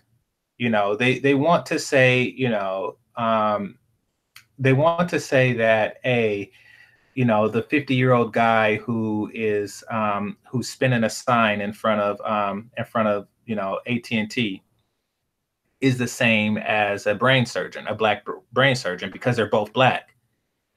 I mean, they're the same as in a sense that all men are created equal, but you know, there is a socioeconomic hierarchy that he's far above.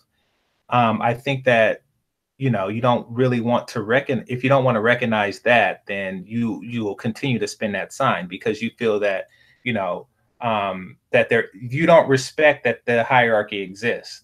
You just see black people as somebody who's not in control of their destiny, and that their mistakes, their life decisions is not, or the results of their life decisions is not their own. It's not their responsibility. Like, this is just what oppressed people do. Yeah, and I can kind of go along with that because, you know, I mean, let's be clear. I mean, we all know, the white power structure exists. We all know about white supremacy. We know that, it may be a little harder, for a black man who lives in the projects than it is for a black man who lives out in the suburbs some damn where. We understand that. Absolutely. We understand that. But at the same time, what I think often happens is people get caught up in the, woe is me. Okay, I call it the woe is me syndrome. Woe is me, I'm black. Woe is me, I can't do nothing because of white folks. Woe is me, I wasn't able to, get this, get that. I didn't have these opportunities. I didn't have that opportunity. And I'm sure there's a small minority of us that, all those things are absolutely positively true. But I feel like that is a very small minority of us. Okay. And I think that oftentimes we make it seem like it's all of us as opposed to a small percentage of us. We have a tendency to make it seem like, it's the overwhelming majority of us. And that's where I, disagree. I disagree with brothers when they start talking that shit, not just because of myself. Okay, because I didn't come from a rich family. I didn't come from riches. I wasn't rich or none of that kind of crap, and, I worked for what I have. I mean, what I have now, my house, my cars, my business, I worked for all of it. I mean, no one gave me shit. My parents didn't leave me a house. They didn't leave me a business. They didn't leave me a damn I wasn't a trust fund baby or no shit like that. Everything I have, I worked for, man. Bled, sweat, cried for, So when I hear people talk about not being able to do something, I have to question whether or not they tried hard enough to work at it. I mean, I have to question whether or not they put the work into it to try to achieve it. Did they have the ability to do it? Did they have the desire to do it? Did they have the interest to do it? I often question that more than I question, did the white man keep you from doing it? Could you not do it because, white folks had their hand around your throat? I more question, your ability to do something as opposed to whether or not, the powers that be, stopped you. Because I always use that because I'll say again, I know that the white man exists. I grew up in one of the most prejudiced goddamn towns in New York you could possibly live in. I know prejudice. I like Rodney King, the shit that we saw with Rodney King. Man, I had saw that about 20 times before that got, when they played that video, I was like, wow, finally someone has gotten it on tape. Right. Because I had seen it like 15, 20 times before that. So, I mean, I know what it's like to grow up in a prejudiced place, man, with a lot of prejudiced folks. I know what that's about. But I use that, man. I use that to motivate me, man, to freaking try to have something for myself. I didn't use, because I think the biggest weapon, we always talk about white supremacy, right? I think the biggest weapon against white supremacy is you working hard to have something of your own that you control, not white supremacy controlling, that you control, whether it be a career, whether it be a business, whether it be a house, whether it be property, land, a family, whatever, your own self-identity, or a combination of all of those things above. Those are your greatest weapons against the so-called white supremacy boogeyman, having something for yourself that you control. Because guess what? White supremacy don't affect you as much when you control some shit in your life. That's what I've always thought. Okay. Now, people may get mad at me and say, oh, X, you don't understand how white supremacy works. Maybe I don't, because I don't spend a lot of time freaking thinking about it. I'm too busy trying to run my goddamn business and take care of my house and my wife and all my shit. I'm too busy doing that shit. So I don't really have a lot of time to think about white supremacy. I don't really have a lot of time to think about it. So let me ask you, brother Game Changer, do you think that we kind of default to the white supremacy thing too much? Do we overuse the white supremacy thing? Yes, absolutely. I can't stress that enough. There's a reason behind that. And it's kind of strange and it's ironic, and I don't even know if there's a historical precedent for it. Because the people who do that, it's actually a plea to white supremacy for whatever, you know. It's basically they're pleading to whites. When they do it to whites, they're pleading to white supremacy to balance the scale. You know, like I'm oppressed, therefore, you know, balance the scale with the oppression that, you know, you or your ancestors have given me. And that could come in the form of, you know, greater access to jobs, or just straight out money, you know, in the form of welfare, or, you know, some type of reparations. So it's a plea to the system that they feel is unjust for justice. Kind of weird, you know, because if they were unjust, they'll just say, "Hey, fuck you, starve." So the fact that you're making this plea, you kind of understand that they're not really unjust. And I think that, you know, as long as they're doing that, they become a demoralizing force for the next generation. You know, like, oh, white supremacy is this thing, so, you know, we can't get ahead. So why should I take that calculus course? You know, I'm not going to get hired as an engineer because, you know, I'm black. So there's an experiment, and are you subscribed to me? I will be. I'm not subscribed to you now, but I will be. So I want to do this. I'll do a video on the 5-monkey experiment. Have you heard of that? Kind of, sort of, kind of. I'm not fully aware of it. I've heard people talk about it. Okay. I'll do a video on that because it kind of explains why we view it the way we're viewing it. But really, I mean, from what I notice, to a lot of people, the ability to claim white supremacy, to blame all of your failures and shortcomings on, and trust me, I have a lot of them myself, to have a boogeyman to blame all of your, you know, failures and shortcomings on is a relief for the individual, but it runs havoc in the community. You probably heard about the white suicide rate, how, you know, for white men it's just out of control. Yep. And they don't have a boogeyman. You know, they internalize their failures. If you're a white guy and you're a failure, you don't say white supremacy. Some of them say the Jews, but you pretty much don't say white supremacy. You just fucking off yourself. You feel like, hey, I'm an underaccomplished piece of shit, and let me kill myself. So I mean, that's you know, the reason why black men don't, because they could cry white supremacy and, like, you know, I'm just a black person, but, you know, so that's my take on that.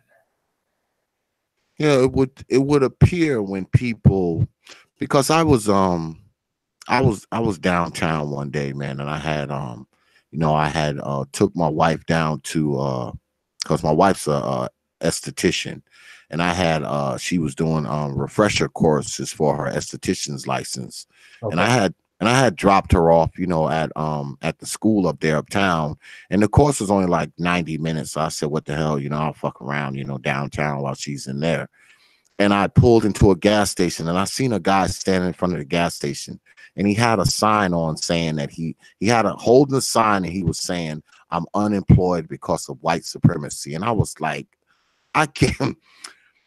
I looked at him, man, and I was like, I was going to say something to him. I wanted to go over to the brother and be like, brother, please. I mean, number one, you shouldn't be standing out here with that damn sign saying that. Mm-hmm. Number two, you're not unemployed because of white supremacy. You are unemployed because whatever job you probably can get, you probably just don't want it. I don't think white supremacy is what's making you unemployed, because we live in the Queen City. Anybody can get a job here. Right. Anybody in this city who doesn't have a job, they just don't fucking want one. Okay. Right. And anybody who listens to me that's from the Queen City knows. I mean, the only thing that's going to keep you from having a job here is not wanting one. So when I saw him with that sign, I was like, man, this brother is just, and when you see brothers like that, you kind of get where they're coming from. You know, you understand it, you know, especially a person that's, you know, on the internet and shit like that. You know, you get where he's coming from. You know, you understand, you know, the angle he's trying to come from. But at the same time, you know, it's just a load of BS. I mean, it is, man. It's BS. Yeah. All right. And I don't care who doesn't like it. It's BS. It just is, you know. Right. And you get so tired of hearing it sometimes. I mean, you know, because I'm with you. I think we kind of overuse it, you know, and I think many times, man, many of us, maybe not all of us, but many of us have a tendency to use that shit as a default excuse for not wanting to do shit. All right. I think we use that shit too much, man. I do. You know, we need to tone it down. So go ahead. I don't agree with that guy. I'm sorry to interrupt. No, go ahead. I don't agree with that guy, and I don't respect a person like that either. And because for one, he's a liar. You know, he's a liar. If I could understand if I believed that he believed what that sign said, but he doesn't believe that. Because I mean, you know, in 1940, would a Jew hold up a sign like that? Or 1940 Germany, excuse me. Would a Jewish person hold up a sign like that? You know, saying that, oh, you know, I'm in this camp because of Nazis.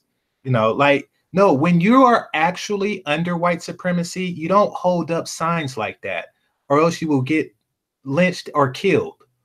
So you're not actually under that. What you're doing is you're pleading to white supremacy, to white people in general, for money because you don't want to work. That's what you're actually doing. You don't believe that if white supremacy was this big evil thing, then why are you asking them for fucking change? Or excuse my language, but why are you asking them for change? You know, you're being disingenuous. You don't even believe what your sign says. And if there were a lack of jobs, then we would not, you know, then Trump wouldn't be building a wall. You know, he's building the wall here in California, you know, or at least he wants to. He's building a wall to stop the people to come. And the reason why they're coming is because they want the jobs that man with the sign refused to work. Agreed. Like here, a lot of people who come here, you know, illegally for the first generation, they tend to find work in the farms, you know, picking strawberries, tomatoes, oranges, or, you know, agricultural goods. He would not take that job, so he's out there with the sign. If he took that job, then they wouldn't even come here because the jobs would be taken. True. You know, he's being disingenuous completely. So I really have no respect for guys like that. You know, I have these conversations, you know, from time to time in barbershops, and I talk to them and they say, you know, oh, it must be white supremacy because, you know, look at the wealth gap. I was like, well, make more money. You know, that's what you do. It's like, oh no, I'm not. That's going backwards. Work in the fields, and that's just an example of an undesirable job or the least desirable job that I know of in this area. That's going backwards. And right, there is historical. You know, there's a historical taboo. If you're working the fields, it would say that your family lineage hasn't moved anywhere in the past 100 years. But you know, that's hopefully your kids will. You know, but that's not, yeah, it's a disgrace, you know. Yeah, that kind of crap is BS because, you know, I mean, I'm a true believer, and maybe I shouldn't be, you know, maybe I shouldn't be talking, you know, because, you know, I'm schooled, I run my own business and all that kind of stuff, and I actually hire people myself. But one thing I tell my guys is that, you know, some money beats no money. All right. I mean, and my guys, you know, they make pretty decent living, and I don't even make a whole bunch. I make more money than my guys do, but I don't make a whole lot more money than they do. you know, and because my guys come in, man, I start them off right off the rip with like $15 an hour, and I bump them up to $20, $25 an hour when they come to work for me. You know, you're not going to get rich, but guess what? You'll be able to pay your rent, pay your car note, you know, pay your child support. You have a few dollars in your pocket. You could actually, you know, have a decent living, especially down here. I mean, the tax base is really, really low. Housing is really, really cheap, all that kind of stuff. So if you're making 20, 25 bucks an hour down here, you're actually doing all right in the Queen City. You're doing pretty good. 20 bucks an hour, you're doing all right, because most people aren't making that. I think the minimum wage here is like $7.50 or something like that. So, I mean, I start you off with like 3 times that when you come to work for me. But what I do tell brothers is, I mean, you know, some money beats no money. Like I run into brothers who, you know, they still living with their mama. They're 35, right? But they don't want to take a job at Walmart. They don't want to take a job at Target. They don't want to take a job at Burger King, right? Oh man, I don't want to work at Walmart. Now you work for Walmart. I don't know. You may make $200-300 a week. I don't know. But you're sitting in mom's basement playing freaking Call of Duty all day long. And guess what you're making every week doing that? Zero. Exactly. Yeah. You're making zero sitting in mom's basement all day playing Call of Duty and Fortnite. So for you to turn around and say you don't want to work at Walmart for $200-300 a week, to me just doesn't make any sense. And even with that, I'll even give them that. They say, oh, I can't get a decent job. What I tell brothers all the time is, if you can't get a job, create one. If you can't get one, create one. All right. I mean, there's so many different things you could be doing here, man. You could be cutting grass. You could be detailing cars. You could be blowing parking lots. That's a big thing down here. You get yourself a backpack blower, man, and you just blow parking lots clean. I mean, there's so much stuff that you could be doing that could jump off and kick off to a business. If you don't want to work at Walmart, you don't want to work at Burger King, you don't want to do all this kind of stuff. Because I'm a person, I don't believe in excuses, man. I just don't believe in that excuse shit. You know, I'd rather sit home all day in my grandma's attic as opposed to going out and maybe detailing a couple cars, you know, throughout the week to make me some money, or cutting some grass to make me some money. Or, you know, I just don't get that shit. I don't get it. Because let me tell you something. If I didn't do what I did, let me tell you something. I'd be doing something else. I'd be doing something else, whatever that something else is.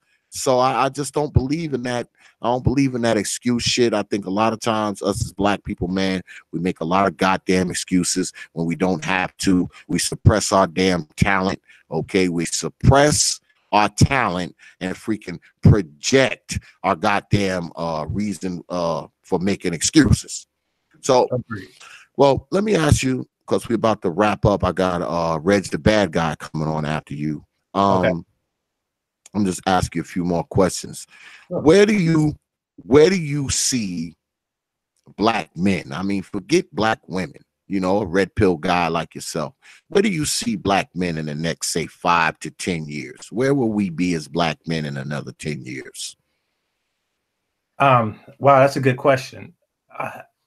And it's sad to me to answer it because I feel that in order for a black man to excel, there's going to have to be a separation from bad teachings.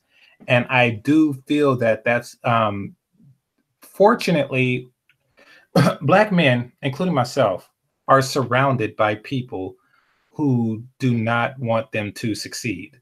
But this isn't a white supremacy thing. This is a black community thing. Now, the black community, by and large, do not want young black boys to exceed. So they, just like the little girls, they're also given advice to steer them in the wrong direction.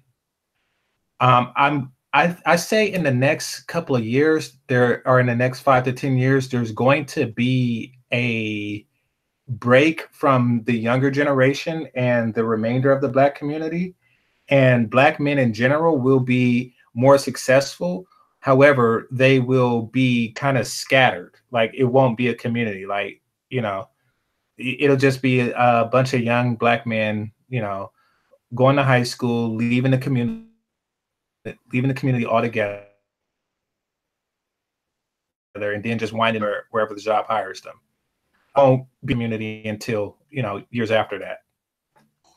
Wow. So you see, in the next, say, decade or so, you see a mass exodus by black men, young black men, a mass exodus going to do something else.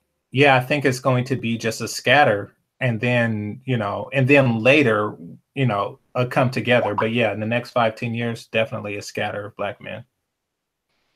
And you know what, man, that's disheartening, but it's hard to disagree with you on it, man.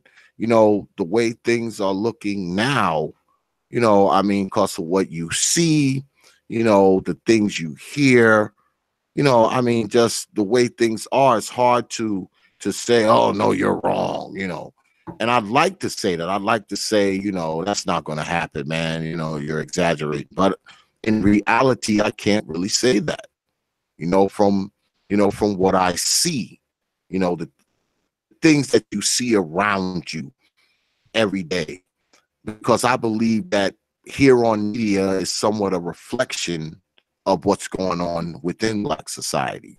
So, you listen to the stuff going on in the airways, and you hear our brothers talk, you see the younger brothers, a lot of the younger brothers just aren't really interested in black society at all.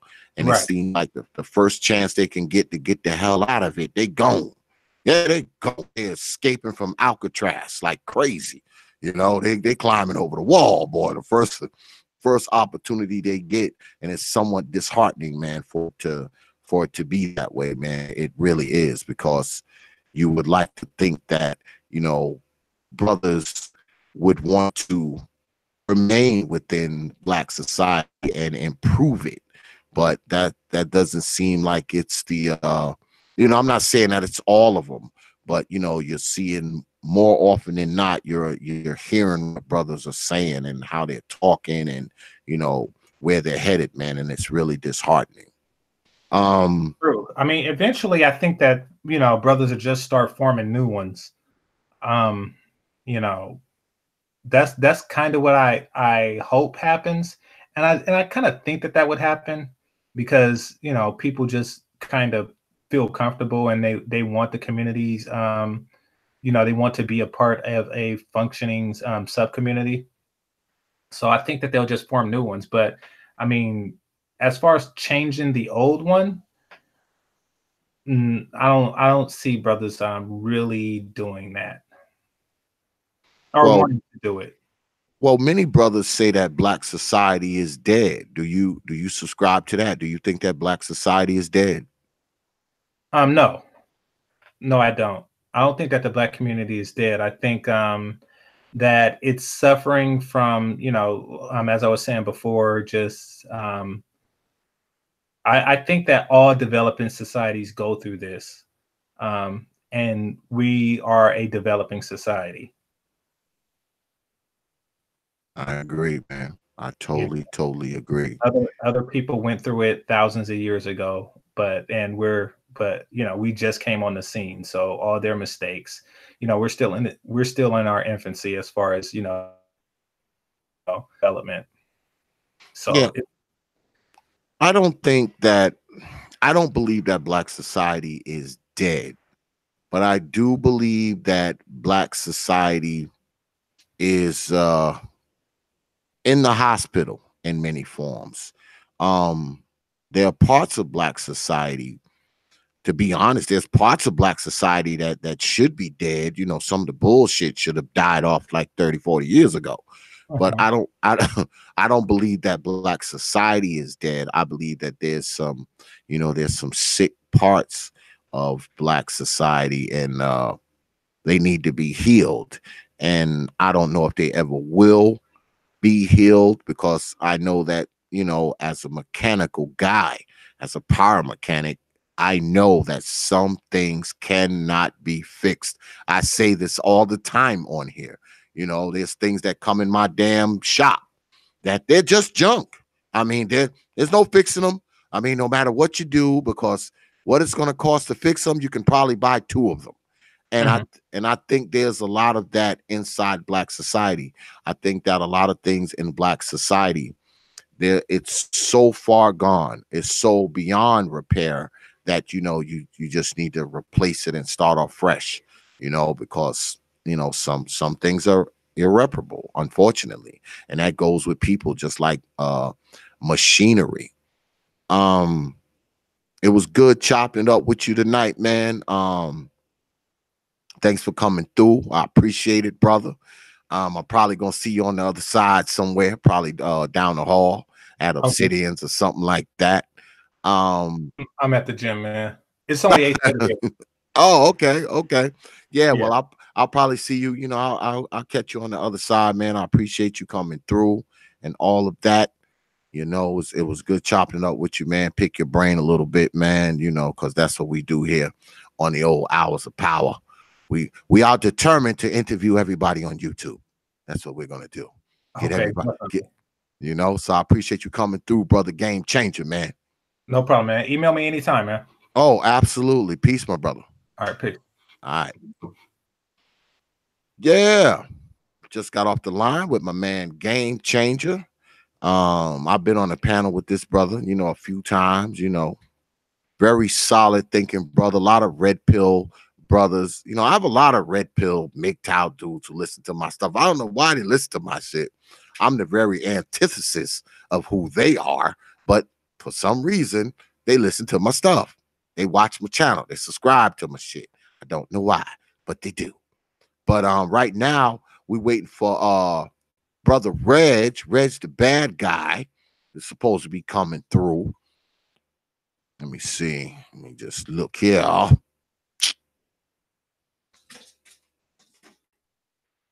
Let me look here. Let me see. Make sure he got the.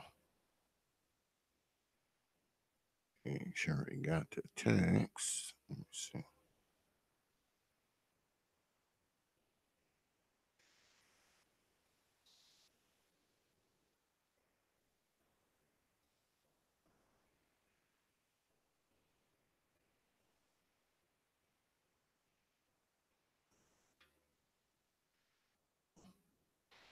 I don't know. I think he got it, y'all.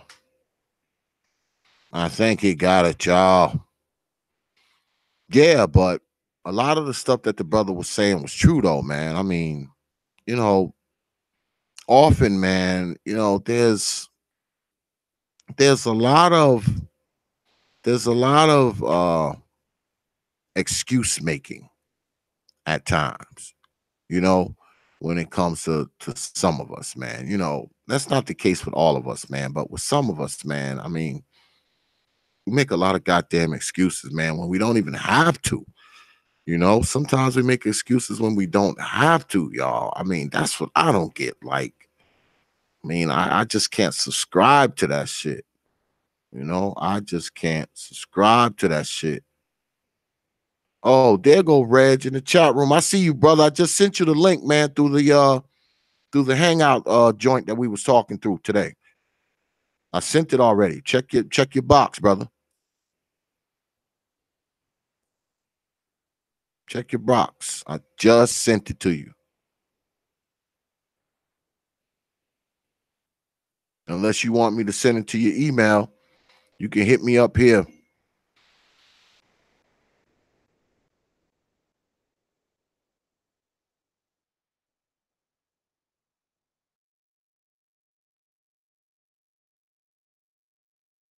You can hit me up there. I'll send it. Hit me up there. I'll send it to you. Unless you want to dig it out of your hangout chat box, because that's where I put it.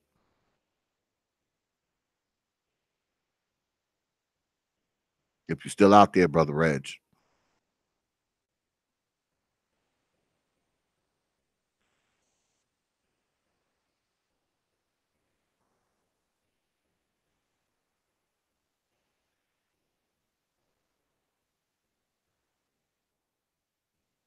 All right, well, I should have just did that at first, but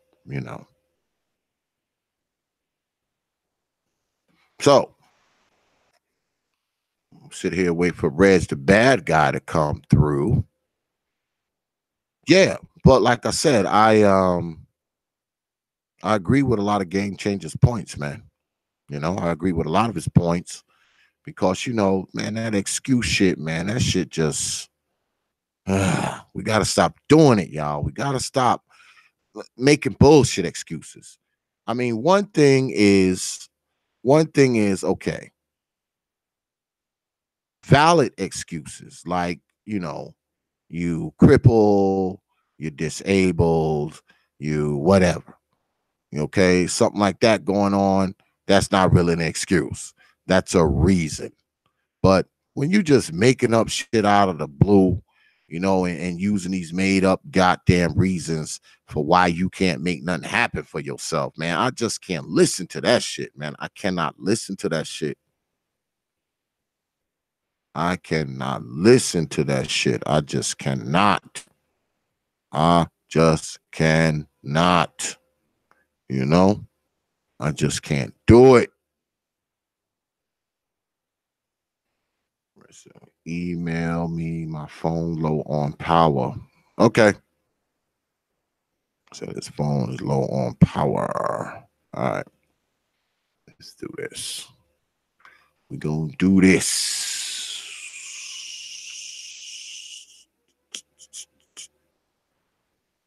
I'm gonna do this here.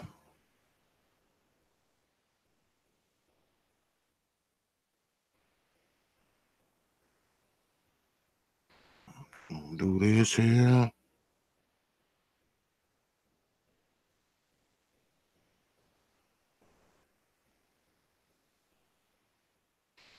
We gonna do this here.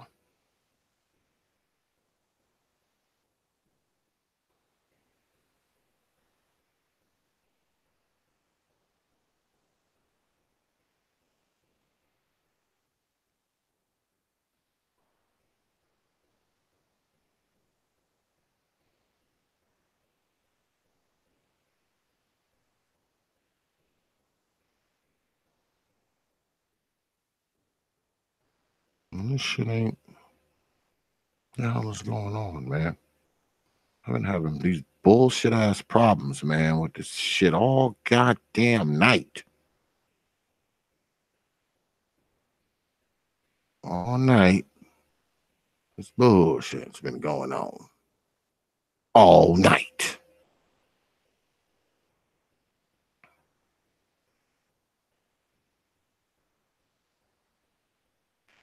Having problems, y'all. Technical problems up in here.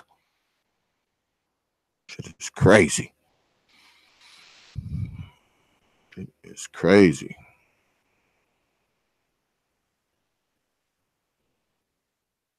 What's up, brother Aaron? I see you out there, man. Do I even have I don't have your email anyway, Reg. I don't have your email. I don't have it. Only thing I have is the chat link. I don't have your email. In the chat link, your email is blocked, man. I can't get through to it. I don't know if you got me blocked. You gotta unblock me or something, man, so I can send you an email, brother.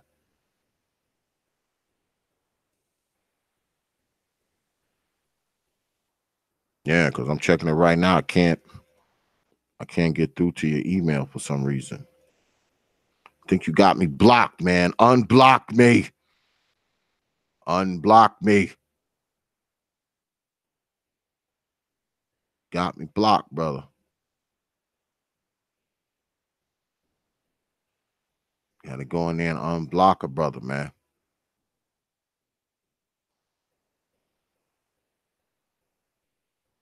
You gotta go in there and unblock me, brother. You got me blocked.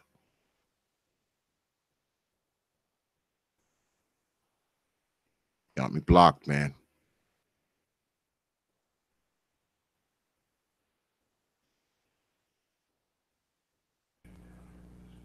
There he is. What's up? What's good, brother Reg? What's up, Prophet of Thought? What's I had to use going on? my phone, so I hope it don't go. I got it plugged up. I just because you know I wanted to Yeah, do it on my email, but it just I guess it didn't. yeah, man. You had me blocked, man. I couldn't even get up in there. I don't know how I be blocked. That's crazy. I have to look into that. But yeah, man, I'm glad you decided to come on. And let me go ahead and ask you, like I ask everybody, my first question: what brought you to YouTube, brother? Music. Okay. I was only here 2007. I was doing music, and I was on here for a long time. Built a channel. I was on a lot of music sites and stuff like that. And, um, while I was on the music side, I started watching a lot of other content on here, mostly the pro-black stuff first, like Professor Griffin, you know, Deborah Blair, Bobby Hemmett, Phil Valentine, all those cats, Duke of Tears. And I saw Phil a couple times, the early stages when nobody didn't know, doing his thing in his living room and stuff like that. I think he was like this divorced, just divorced from his first wife. I guess it was that black woman. Yeah, I saw Lovey T. Just start a lot of them were just starting off. Started really peak. I remember seeing his logo. I'm like, what the hell is this? Clicked on it one day. I said, oh shoot, whew, it was going off. So I was around for a long time. But I was kind of like doing the music thing, so I was just listening to other people's content. Then 2015, I was with my friend, and then I was talking about what Professor Griff was saying and stuff like that. I said, hey man, man, I got a problem with this brother saying sometimes. He said, my friend said, well, why don't you start doing videos? He was joking, at the time, but it stuck with me. I said, man, this might be the sign from the creator. So 2016, I started doing, because we was doing a job together. We was putting all the Blockbuster machine in the West Coast. He had a contract, so I was working with him. I wasn't getting paid that much, but I was in between work at the time. My business shut down, so I had to work somewhere. So to get some money from somewhere until I could build it back up again. So I said, well, let me go ahead and do this job and stuff. So doing that job with him and stuff, and gave me. He said, hey, why don't you do some videos? Why don't you start making videos? Why don't you talk about stuff? So hey, I started doing it. 2016, did my first video in March,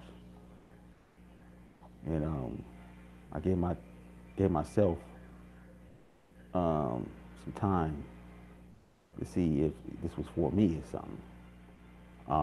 And I had set goals. I said, okay, if I don't get this many followers here, if I don't get this amount of response on the videos, this and that, I was gonna say, well, forget about it. It ain't for me. But apparently it was. So I stuck with it. And I got caught up in the gender war, which was crazy. Got put on that list. The hit list. Yes. Wow. Yeah, I got put on that hit list with 50 other guys. It So was because of did your channel go down too? my channel went down 2 weeks before everybody else did. Mm. 3 channels. One was completely terminated. The other one was two was suspended. I didn't want to wait, so I just shut all of them down. And I start over.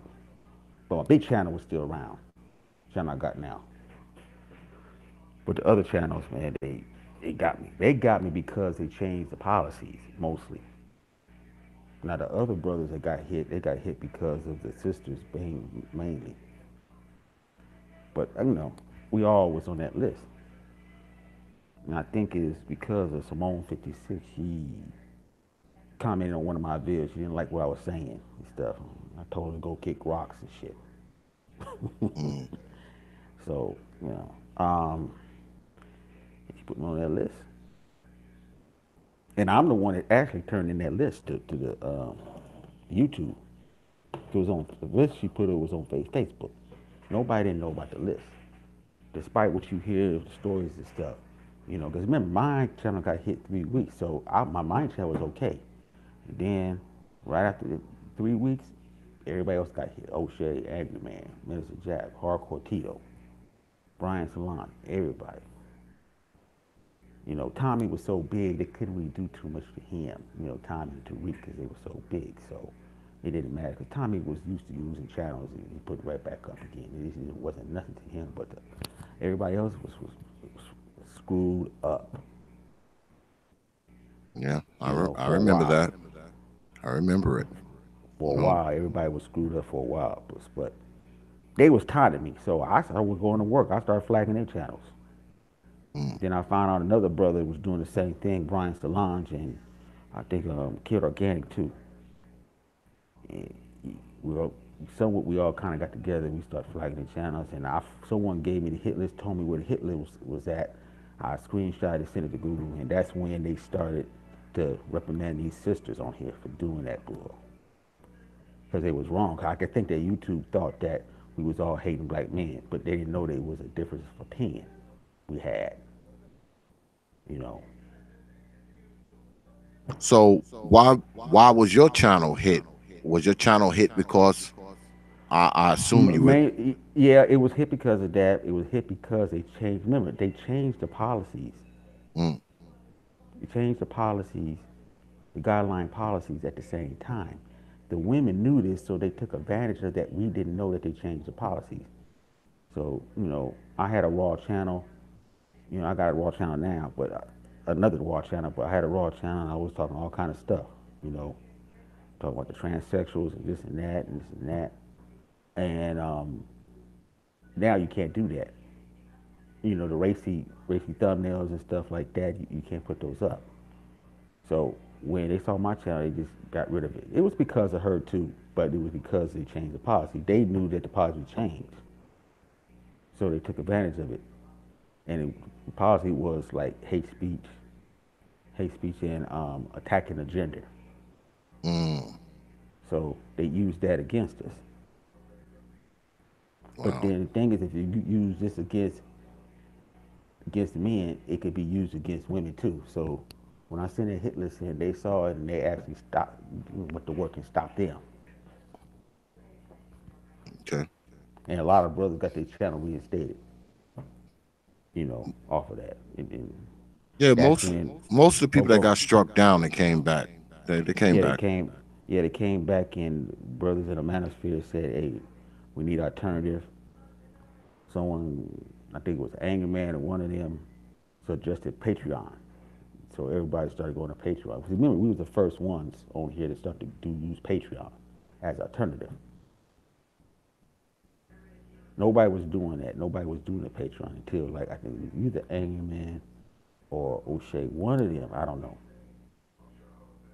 But they came up with the idea of going to Patreon. I guess they saw some other white cats who used Patreon and this and that. So we was the ones who created that. Mm, We the innovators over here. There's a lot of stuff that wasn't done before until the Black Manosphere came. That's why I say the Black Manosphere is very important on here. And I wasn't even part of it. I didn't even want to be part of it. I was saying I always report the news. That's why I started the channel for, because I thought that black people needed someone to give the news, YouTube news, use news about other YouTubers.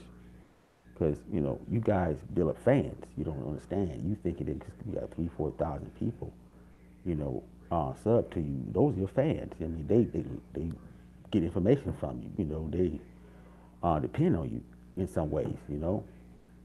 You know, this is the new frontier here, man. It's new news. So I became a reporter on here, basically. You yeah, know. I think YouTube has substituted TV in many respects. You know, you people watch this shit probably more than they watch television. Yeah, Shit, that's true, man. TV dead. That shit dead. Yeah, it's dead.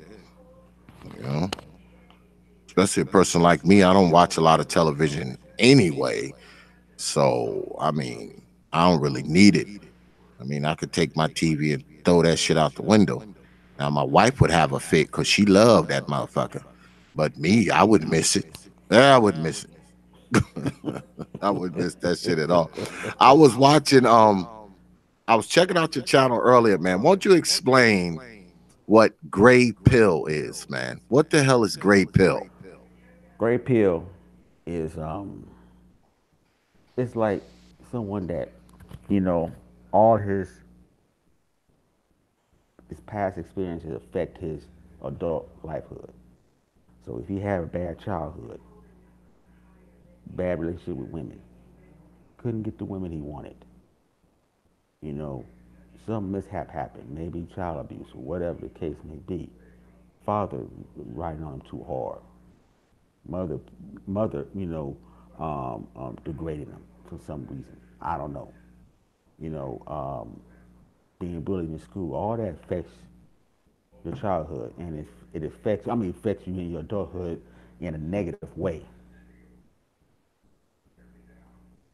So that's That's what a good. gray pill is. A gray That's pill is mostly more, if you want examples, more like the incel or okay. a MGTOW that has gone far left, or we could say far right, whatever, or a red pill that's in red pill rage, that's constantly in red pill rage.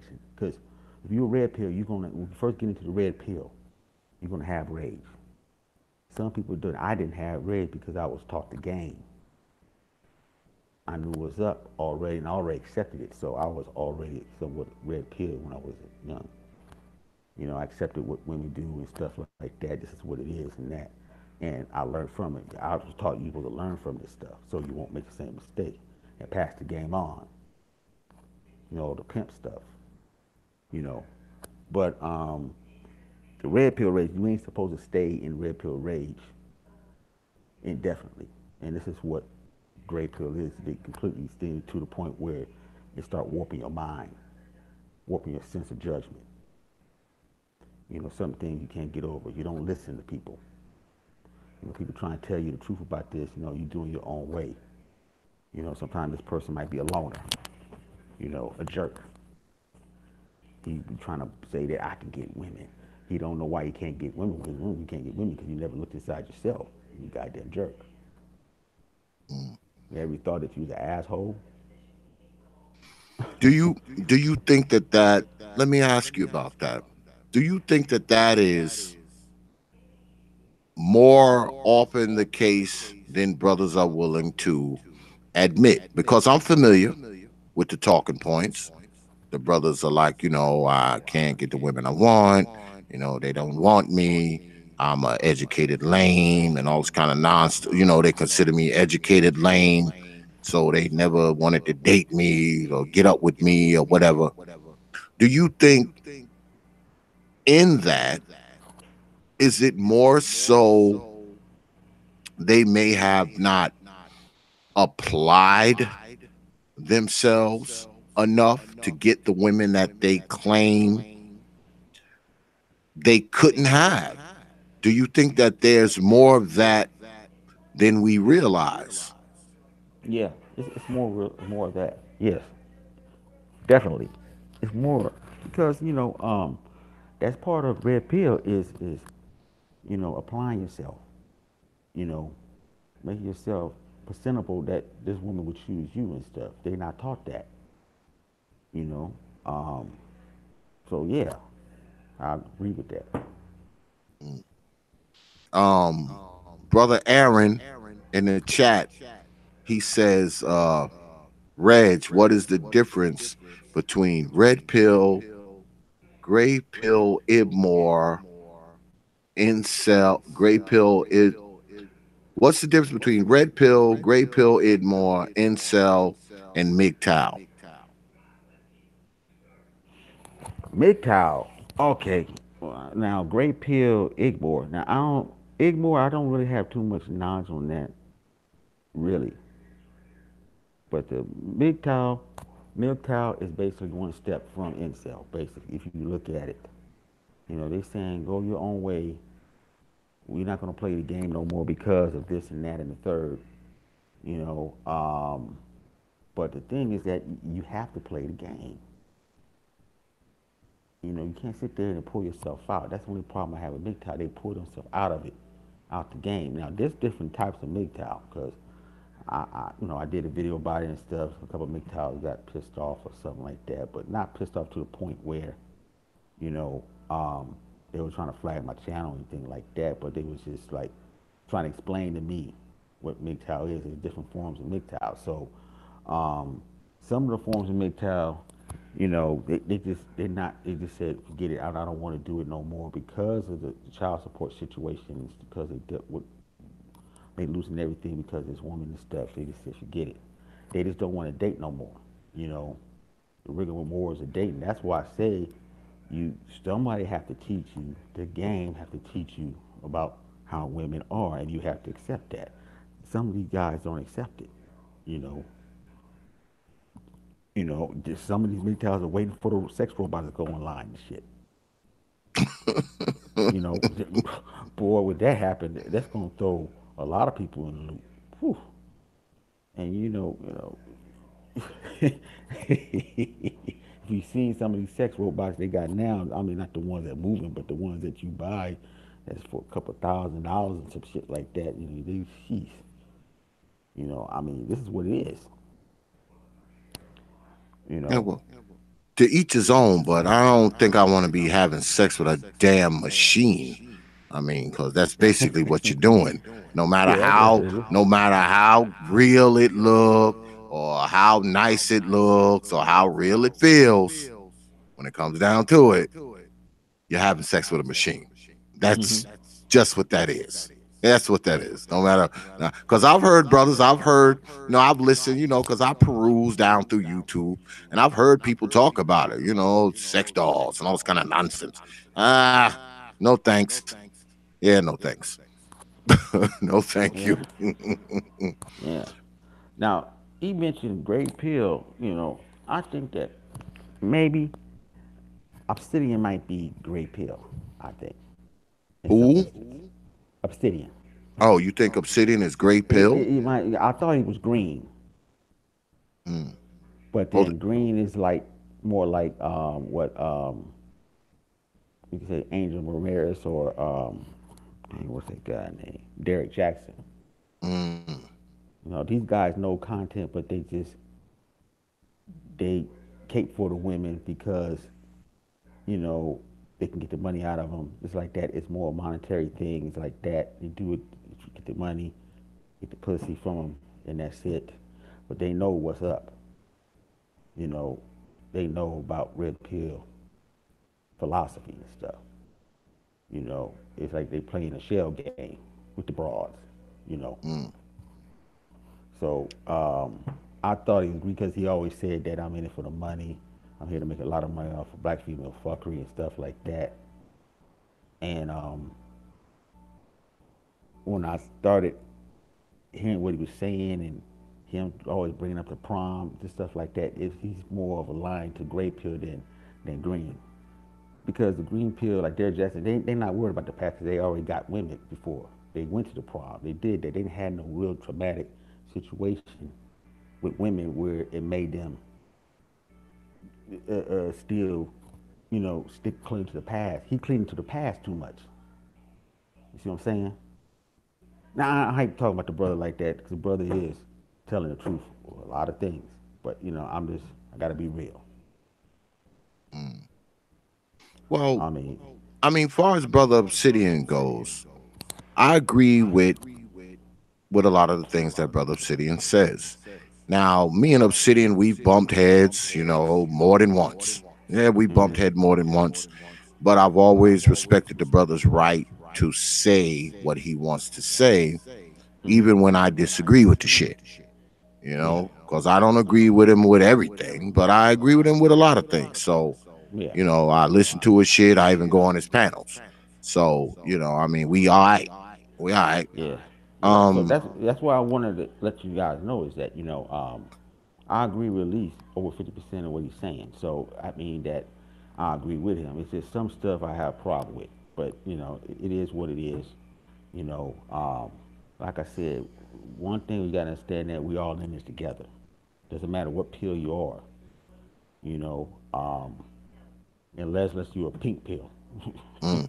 Well, you hipping me to shit because I thought it was only I thought it was blue pill and red pill, and that's well, purple. Yeah, I that's didn't it. know it. I didn't know it was green, gray, Well, pink. Well, I didn't know it was all of yeah. the Well, comments. they getting on me because I'm making. They say I'm making this up, but it's only three. Actually, it's three main pills, like you just said. It's red, blue, purple. But I said let's add some more in there too because, you know, some people might not fit those categories. Mm. They can't, because they brought up different ways, in their life. They dealt with women in a different way than you did, you know. But those are you're right, those are the three main ones with the purple pill.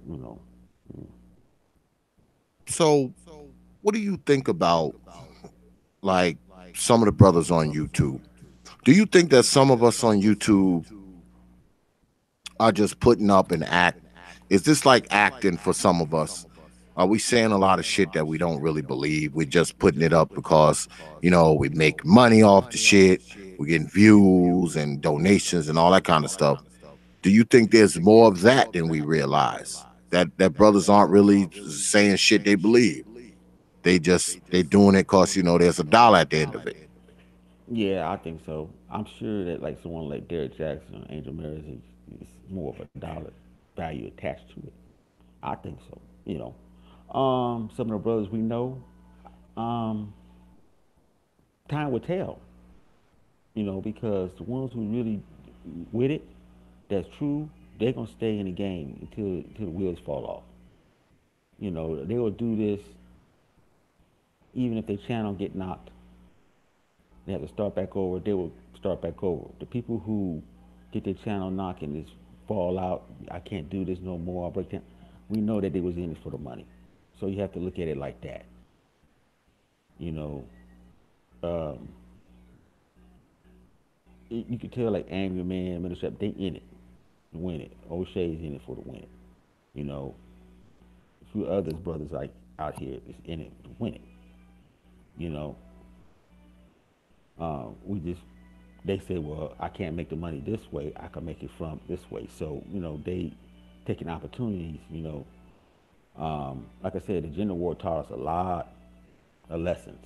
That you got to have more than one way to generate money on here. Like I said, yeah, there's a lot of brothers on here that I think they're faking it. But like I said, time will tell. They'll be all revealed eventually. You know, can't hide in the dark for long.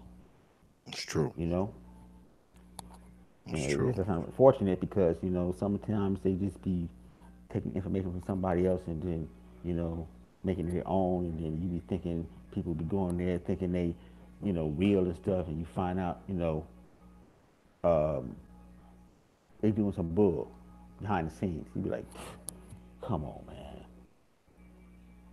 You know. Yeah, there's a lot of that shit going on, but a lot of that shit isn't just on the male side. There's a lot of bullshit going on the female side too. Oh, So I it's mean, worse. black YouTube is a weird world at times. It's a weird world at times. There's but it's just like being in black society. You kind of confront, you run into the same shit that you run into on the street. You run into the same type of people. You hear the same type of bullshit. People are hustlers, people are grinders, and some people are really about it with what they doing. So I mean, I don't think YouTube is any different than that. The only difference with YouTube is I believe that YouTube has given people a platform where they can kind of do and say things that they probably, I know many of us, a lot of the shit we say and do, we wouldn't say and do it out in the street. You know, a lot of us just wouldn't do it. A lot of the shit that gets said on here, you couldn't pull those words out of people with a team of horses in real life. You just couldn't. Um, and I don't know if that's necessarily a blessing or a curse, but I think YouTube has given people a way to express themselves in a way that they may not have been able to prior to freaking YouTube. before YouTube, I don't think they would be able to like express themselves and get on and say whatever the shit they want to say, whether it's good, bad, or indifferent stuff. I think it has given black folks the ability to kind of, get out there and express it when they wouldn't be able to any other time. But let me ask you this. I know you. I've seen your name and you've been in a few YouTube scraps. Okay, I've seen you in a few YouTube scraps. So what's your take on that? What's your take on the whole YouTube beefs, if you will, the YouTube animosity between fellow YouTubers and shit? What's your take on that? It seems like it's what it is on here. I mean, some people you're gonna bump heads with, and it's mostly because of difference of opinion and stuff. You know,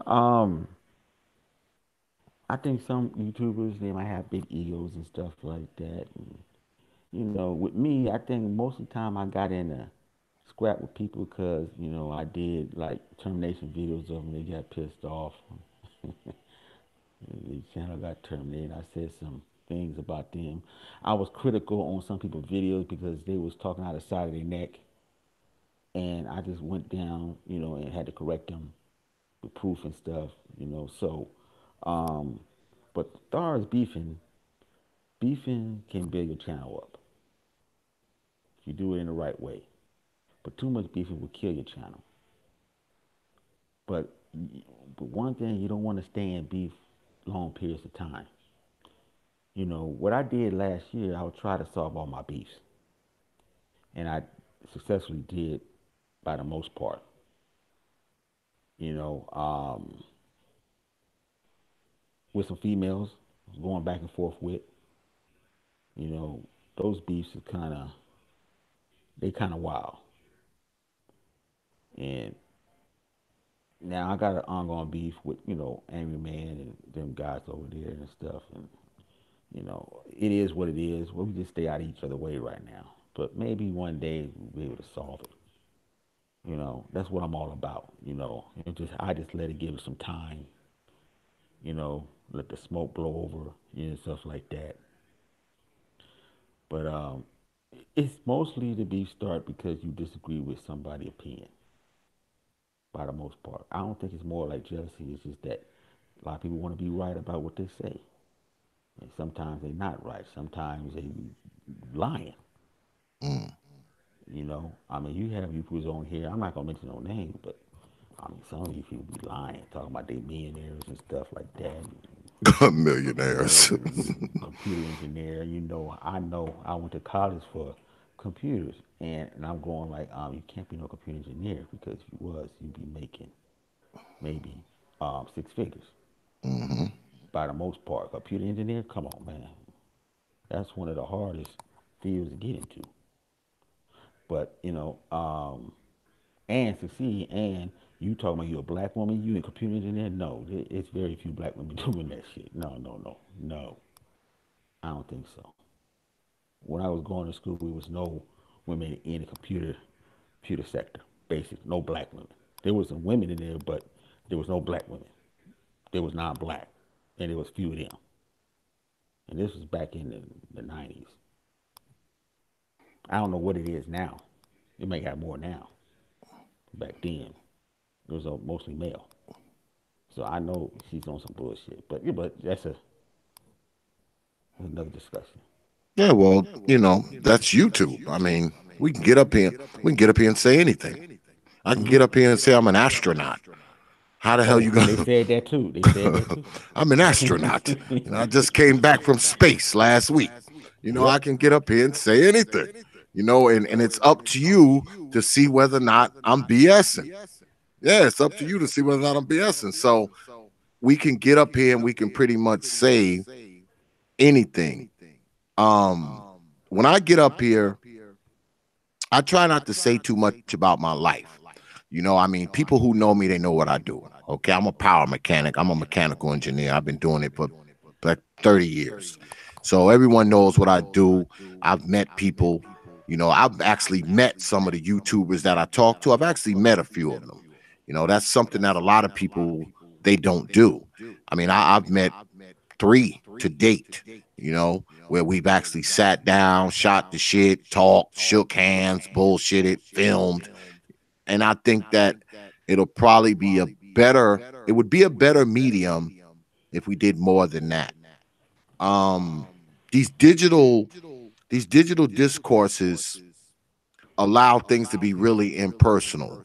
And when things are really impersonal, it's hard to gauge whether or not a person is for real or not.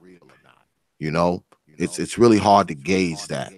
So let me ask you, because you said that you find yourself, you know, we talked about you, you know, getting into your YouTube internet scraps. Usually when the scraps kick off, is it you kicking the scrap off or is it somebody kicking the scrap off with you? Mostly with me because it depends on, mostly with me because I say something in a video they didn't like, and then or I respond in a way where it made them feel some kind of way, and then they respond to me, and it goes like that. Mm. But you said if you see somebody, if you go on somebody video and you said they talking out of their neck, Yeah, you're gonna jump on them.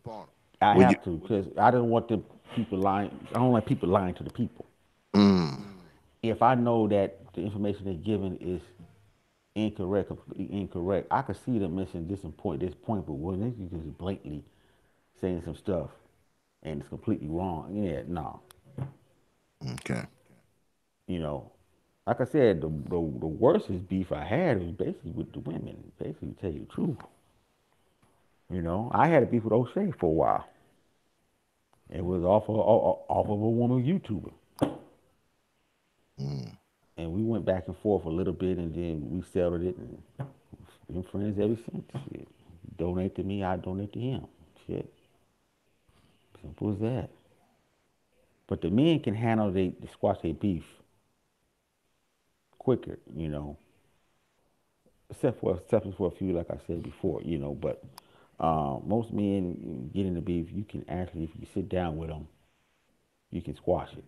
With the women, it's a little bit tricky, you know. Sometimes you gotta let them come to you. yeah. You might have to run them into the ground first, and then once they see it's not going nowhere and they losing, then they come back, and say, okay, I want to squash the beef and stuff like that. But the women beef, boy, they dirty, man. They try to pour everything under the sun on you. These women would dox you on here, basically. Mm-hmm. So, they play dirty. Because we emotional and stuff, so they put their emotion into that shit. So Yeah. Well, me, I don't really get in there. I've been in a few quote unquote scraps, not a lot. But I try not to argue with the women. I don't, I don't like going back and forth with the women like that. I mean, I've done it like one time. I did it like one time, and that was someone who actually came after the platform. That was back when I had a team of people. So it wasn't even just me, it was me and it was like 2 ladies who was part of my, they was part of my platform, and we just all clapped back on a, all as a team. But I try to stay away from that kind of crap, man, because that's not even my stick. Now I'm capable of it. I'm capable of clapping back on any goddamn body. But I try to stay out of that kind of stuff, man. I mean, because I feel like number one, I'm too old for that shit. Number two, the shit doesn't go anywhere. And number three, if we are at a disagreement, we're probably going to remain at a disagreement, whether we beef, whether we make up, whether we, find ourselves on a panel. I mean, if we disagree on something, it's not like we're going to have this big old back and forth. And even after the back and forth, if we get on a live stream and kind of hash it out, more than likely, I'm still going to disagree with you, and you're still going to disagree with me. It's not like all of that is going to somehow make us kind of mesh and agree on that point. Nah, we're still going to be disagreeable. So, what's the sense of us arguing and shit like that? I'd prefer us just agree to disagree, not be disagreeable, and just move on with our disagreements and live our lives. That's what I would prefer. I don't think all that other shit is necessary, and I don't think it's productive, man. It's really not, No, it's not. because, well, let me ask you, because you said earlier that when you get in these YouTube scraps, that does have a tendency to build your channel if you do it the right way. Mm-hmm. So what's the right way? What's the right way to beef with somebody and kind of build your channel? What's the right way to do it as opposed to the wrong way? Well, if you get in it, you get in the beef with somebody, you got to get in and out quick as possible. You can't stay in and prolong it. The longer you prolong it, the more it'll be more detriment to your channel. You know, um, because it takes away from you doing other content. You see what I'm saying? If you see him say this video about you, you get up the next morning, he's saying something else, and then somebody else might jump on into it. So he's saying it, but then one of his friends as a content creator might come in, and now you got two people doing videos about you. Then three. So you want to get in there and try to get that shit settled quick. Boom, boom, get it out of the way. And if you have a purpose on here, as far as doing good quality content, that'll take away time of you doing that. You got to sit there and beef with somebody to get this out of the way. So you have to get it out of the way quick. You can't stay there and having this shit drag on for weeks and shit like that. You're gonna be in trouble. And like I said, if it doesn't make dollars, it don't make sense. Exactly. I agree. Yeah. So if it start taking away from your AdSense money or your donation stuff like that, then no, get it. If it takes away from you building your channel and people having respect for you, and now you losing respect because no. But I'll ask you this: do you think that you draw more flies with honey than vinegar? Plus, a lot of people like seeing the vinegar. They like seeing the arguing and the back and forth Oh yeah, they and do. the roasting and all. People like seeing that shit. So that being said, do you think that a channel that doesn't have any controversy on it can survive? Can a YouTube channel that has no controversial material on it, everything is calm and serene, and birds is chirping and rivers are running and all that kind of stuff is going on the channel, do you think that kind of channel can survive? Well, survive. Well, over here, um,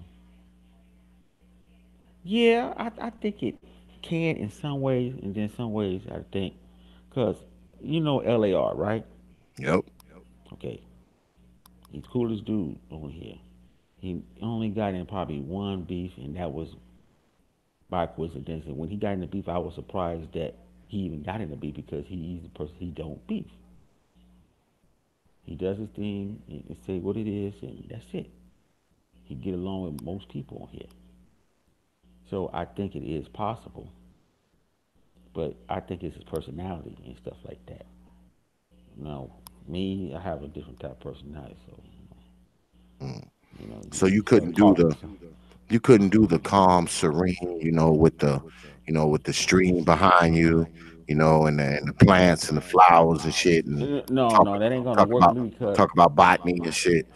no, no, that ain't gonna work. That ain't gonna work with me. It's just I'm a realist. I deal with what's real and stuff. So if it smells funny, I'm gonna say that smells funny. So if it offends people with that, and then I'm doing the news, so you know how reporters is. They might say something negative about you, something positive.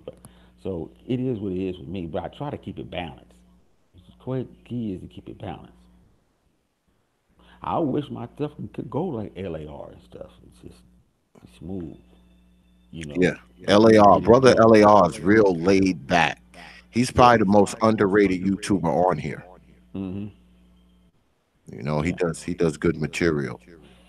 So when you do your new stuff, what type of stuff do you not cover? Like what kind of stuff just doesn't interest you at all when it comes to black folks and black society? What stuff just doesn't you have no interest in it whatsoever?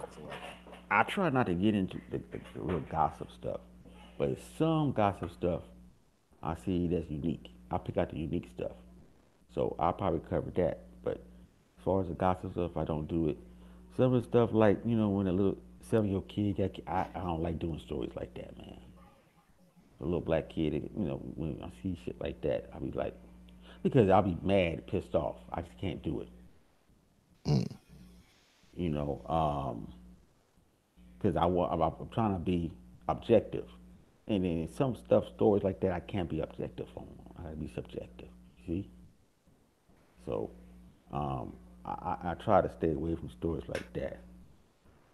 I leave it to other people. They can deal with that. But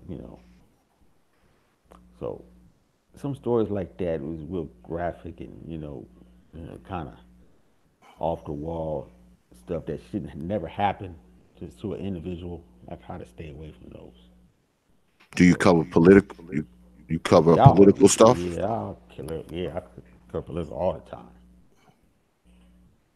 Yeah, all the time. Do I you mean, you this cover this is the more political I ever been in my mm. life. I've never been this political. So do you cover politics in a whole, or you cover politics, far as black society is concerned, or do you just cover politics in general? I cover all of it. Most of it from the black side, a black perspective of it. Then with the Trump, I keep people up to date because some people don't know what's going on. You gotta understand. A lot of black people they don't listen to politics as much. Sometimes you have laws that's passed, and other people know these laws passed, but black people somehow they don't listen to the news, so they don't know if these laws passed or not. So I'm here to tell them about some of these laws. Once I find out some law, just like that law that's passed in New York with the abortion law in New York, you know, I didn't do a story about it, but I mentioned it on my hangout. You know, that's important to know because they might try to push that same law everywhere else. You know, So do and you that affect black people. We some one woman gonna have abortion. You know, up to 9 months. That's crazy. Yeah, that is crazy. That is crazy. So do you think that many of us in black society, do you think that we're politically ignorant? In some ways, yeah. So what you do instead of talking down to them, saying you politically ignorant, you give them the news. You tell them what they don't know. Then they be thankful. Say, oh man, Reg, thanks for telling me. I didn't know that he was doing that. That's what you want. That's what your goal is. Just keep on complaining and telling them that you ignorant, ignorant. It's gonna draw them away from it more. Push them away from it more. I mean, So do you consider yourself a solutions guy? Because we often hear that on YouTube where you hear people say, "Oh, you guys don't give any solutions. You guys don't, you don't give any answers to these problems. You don't problem solve. You don't, give any of that stuff." Do you consider yourself a solutions guy? yeah, I think so. Yeah, that's why I came on here for to actually try to help in a way. And sometimes helping is not had to do with money. Just helping giving certain information, this and that. Maybe saying something to give somebody hope. So that's part of the solution. Telling some young brothers, hey, I did this and that and the third. You don't do this. I'm telling you what's going to happen to you. Now it's up to him if he's going to listen to it or not. But if you listen to it, he's going to find out I was right. And then when he get older, he gonna say, "Hey man, this old dude told me back 2019 not to do this and that. And man, he was right. Some of my friends were doing the same thing, and now they dead. That means you did the job. We got to get to the young brothers. It's not us right now. We did our time. We got to try to tell the young brothers not to do this because they're about to run a funky system on you. Things are about to change heavy, 2020 and on, which is technology. A lot of people are going to be left in the dust and they're going to know what happened. So we have to prepare these young kids. The young kids we got to work on. But we got interference from some of our sisters that has been, you could say, um, brainwashed by the system. They're working for the system. You know, they might not know it, but they are. You know, and then some young men, you know, have no father figures, nothing like that there. You know, they tell them about certain things, especially about women. So do you think it's not, is it not enough of us providing that kind of stuff? Like, solutions, answers, uh, giving young brothers life tips, that kind of stuff, etc.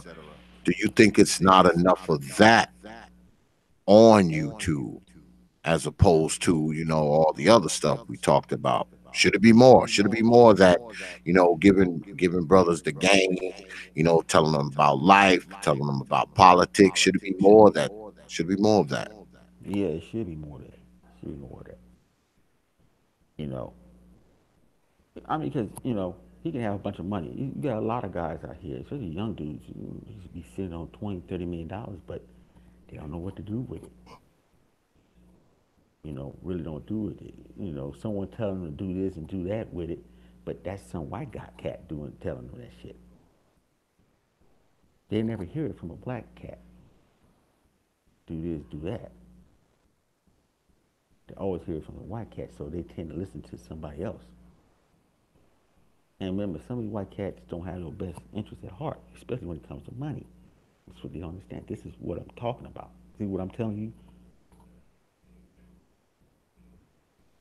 Well, we're almost coming to the end of the show, so I'm gonna ask you this one last question. Where do you see black YouTube in, say, the next 5 to 10 years? Oh man, I don't know. I know it's changing. Um, I think it's gonna get bigger. I think that you know we're gonna become like stars. I think some of us only gonna become like stars, and we have to watch out because they might try to attack us because of it. You know, I've seen a lot of people that I never seen before come into this sector, and they be coming in this sector because they seeing what's happening over here, seeing what we doing over here, seeing what O'Shea doing, and that. Brothers, and donating to each other on here, supporting each other. Getting views on the channel. Correcting. The women and the men on here. You know, so some people say that oh well, it won't be no black sector YouTube. I don't see that happening. We've giving them too much money. But I think there's some people that you see today might not be here. Mm. I just hope that I'll be here. If not, I'll go back to what I've been doing before. No shit on me. I can do that. Some people can't. They live on this. They thrive on this. This is all they have. You see what I'm saying? Yeah, well, there's nothing wrong with that if you're getting paid. Oh yeah, yeah, yeah, yeah, yeah. If you're getting paid and it's what you do, hey, more power to you. I have a problem with people who on here 10 hours a day and ain't making shit. To me, that's just nuts. Yeah, there's a lot of people doing that, You on man. I'm this just motherfucker like, 10 hours a damn day and you ain't making shit. Shit, you better 10 go get a hours. job. Yeah, Yeah, I you can't got understand that either, you man. got 10 hours to kill. You and everybody chat. You on everybody's live stream, but you ain't making a damn penny at this shit. to me, that's just nuts. Yeah, that's nuts. That's nuts, man. But what's up, brother Info? I see you up there, brother. I appreciate you coming through tonight. Red's the bad guy. We had some technical difficulties throughout the night due to this Yeah, I damn see. weather pattern up in here. But I appreciate you coming. I appreciate you coming through tonight, brother. I do, man. I've been trying to get you on for a minute, man. I had hit you up before, man. You never wrote me back and shit. Well, with all that beef going on, man, it's just it's crazy right now. You know, we got this thing with Sensei G going on. God, dog, that's just, Yeah, well, all hell's breaking loose. So you know, this is what I tell everybody, man. This is one thing we have to remember. This is YouTube. This is YouTube. Enough said. So thanks, my brother, for coming through, man. Don't let it be the last time. oh You no, know what no, I'm I saying? won't. Come on through, man, and maybe you can come through one Thursday night, man, on the DXL, man. You might want to come through tomorrow because we got a good one tomorrow. Okay. DXL gonna be crazy tomorrow, and Oh, okay. all the usual suspects will be there. So you Oh, know it's okay. gonna be hot and heavy. So I appreciate you coming through, Red's the bad guy, man. My brother, peace, man. All right, peace. All right, brother. Well, thanks. Yeah, just got off the line with Red's the bad guy.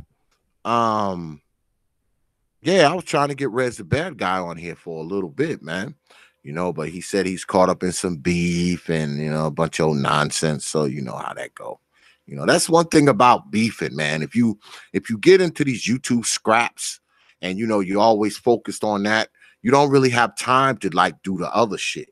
You know, you don't really have time to do the other shit because you're so focused on the beefing and the arguing and the making the videos to respond to something that somebody said about you, and then they respond to you. So now you got to make another response video, that kind of stuff. So you can't really do, what you kind of do. You can't really flex the way you want to flex because you focused on trying to, clap back, at this quote unquote adversary. So that's one of the main reasons I don't get into this shit. I don't really have time for that kind of shit because I ain't gonna be on here arguing with nobody every damn day anyway. It's just that just ain't my style. It's just not.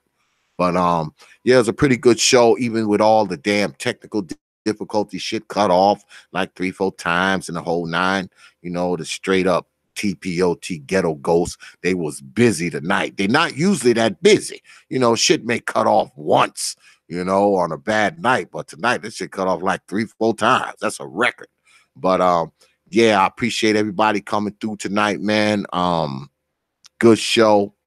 Thanks for coming by. Now that the show is over, this is what I want you to do. I want you to get on down to Prophet of Thought series on Facebook.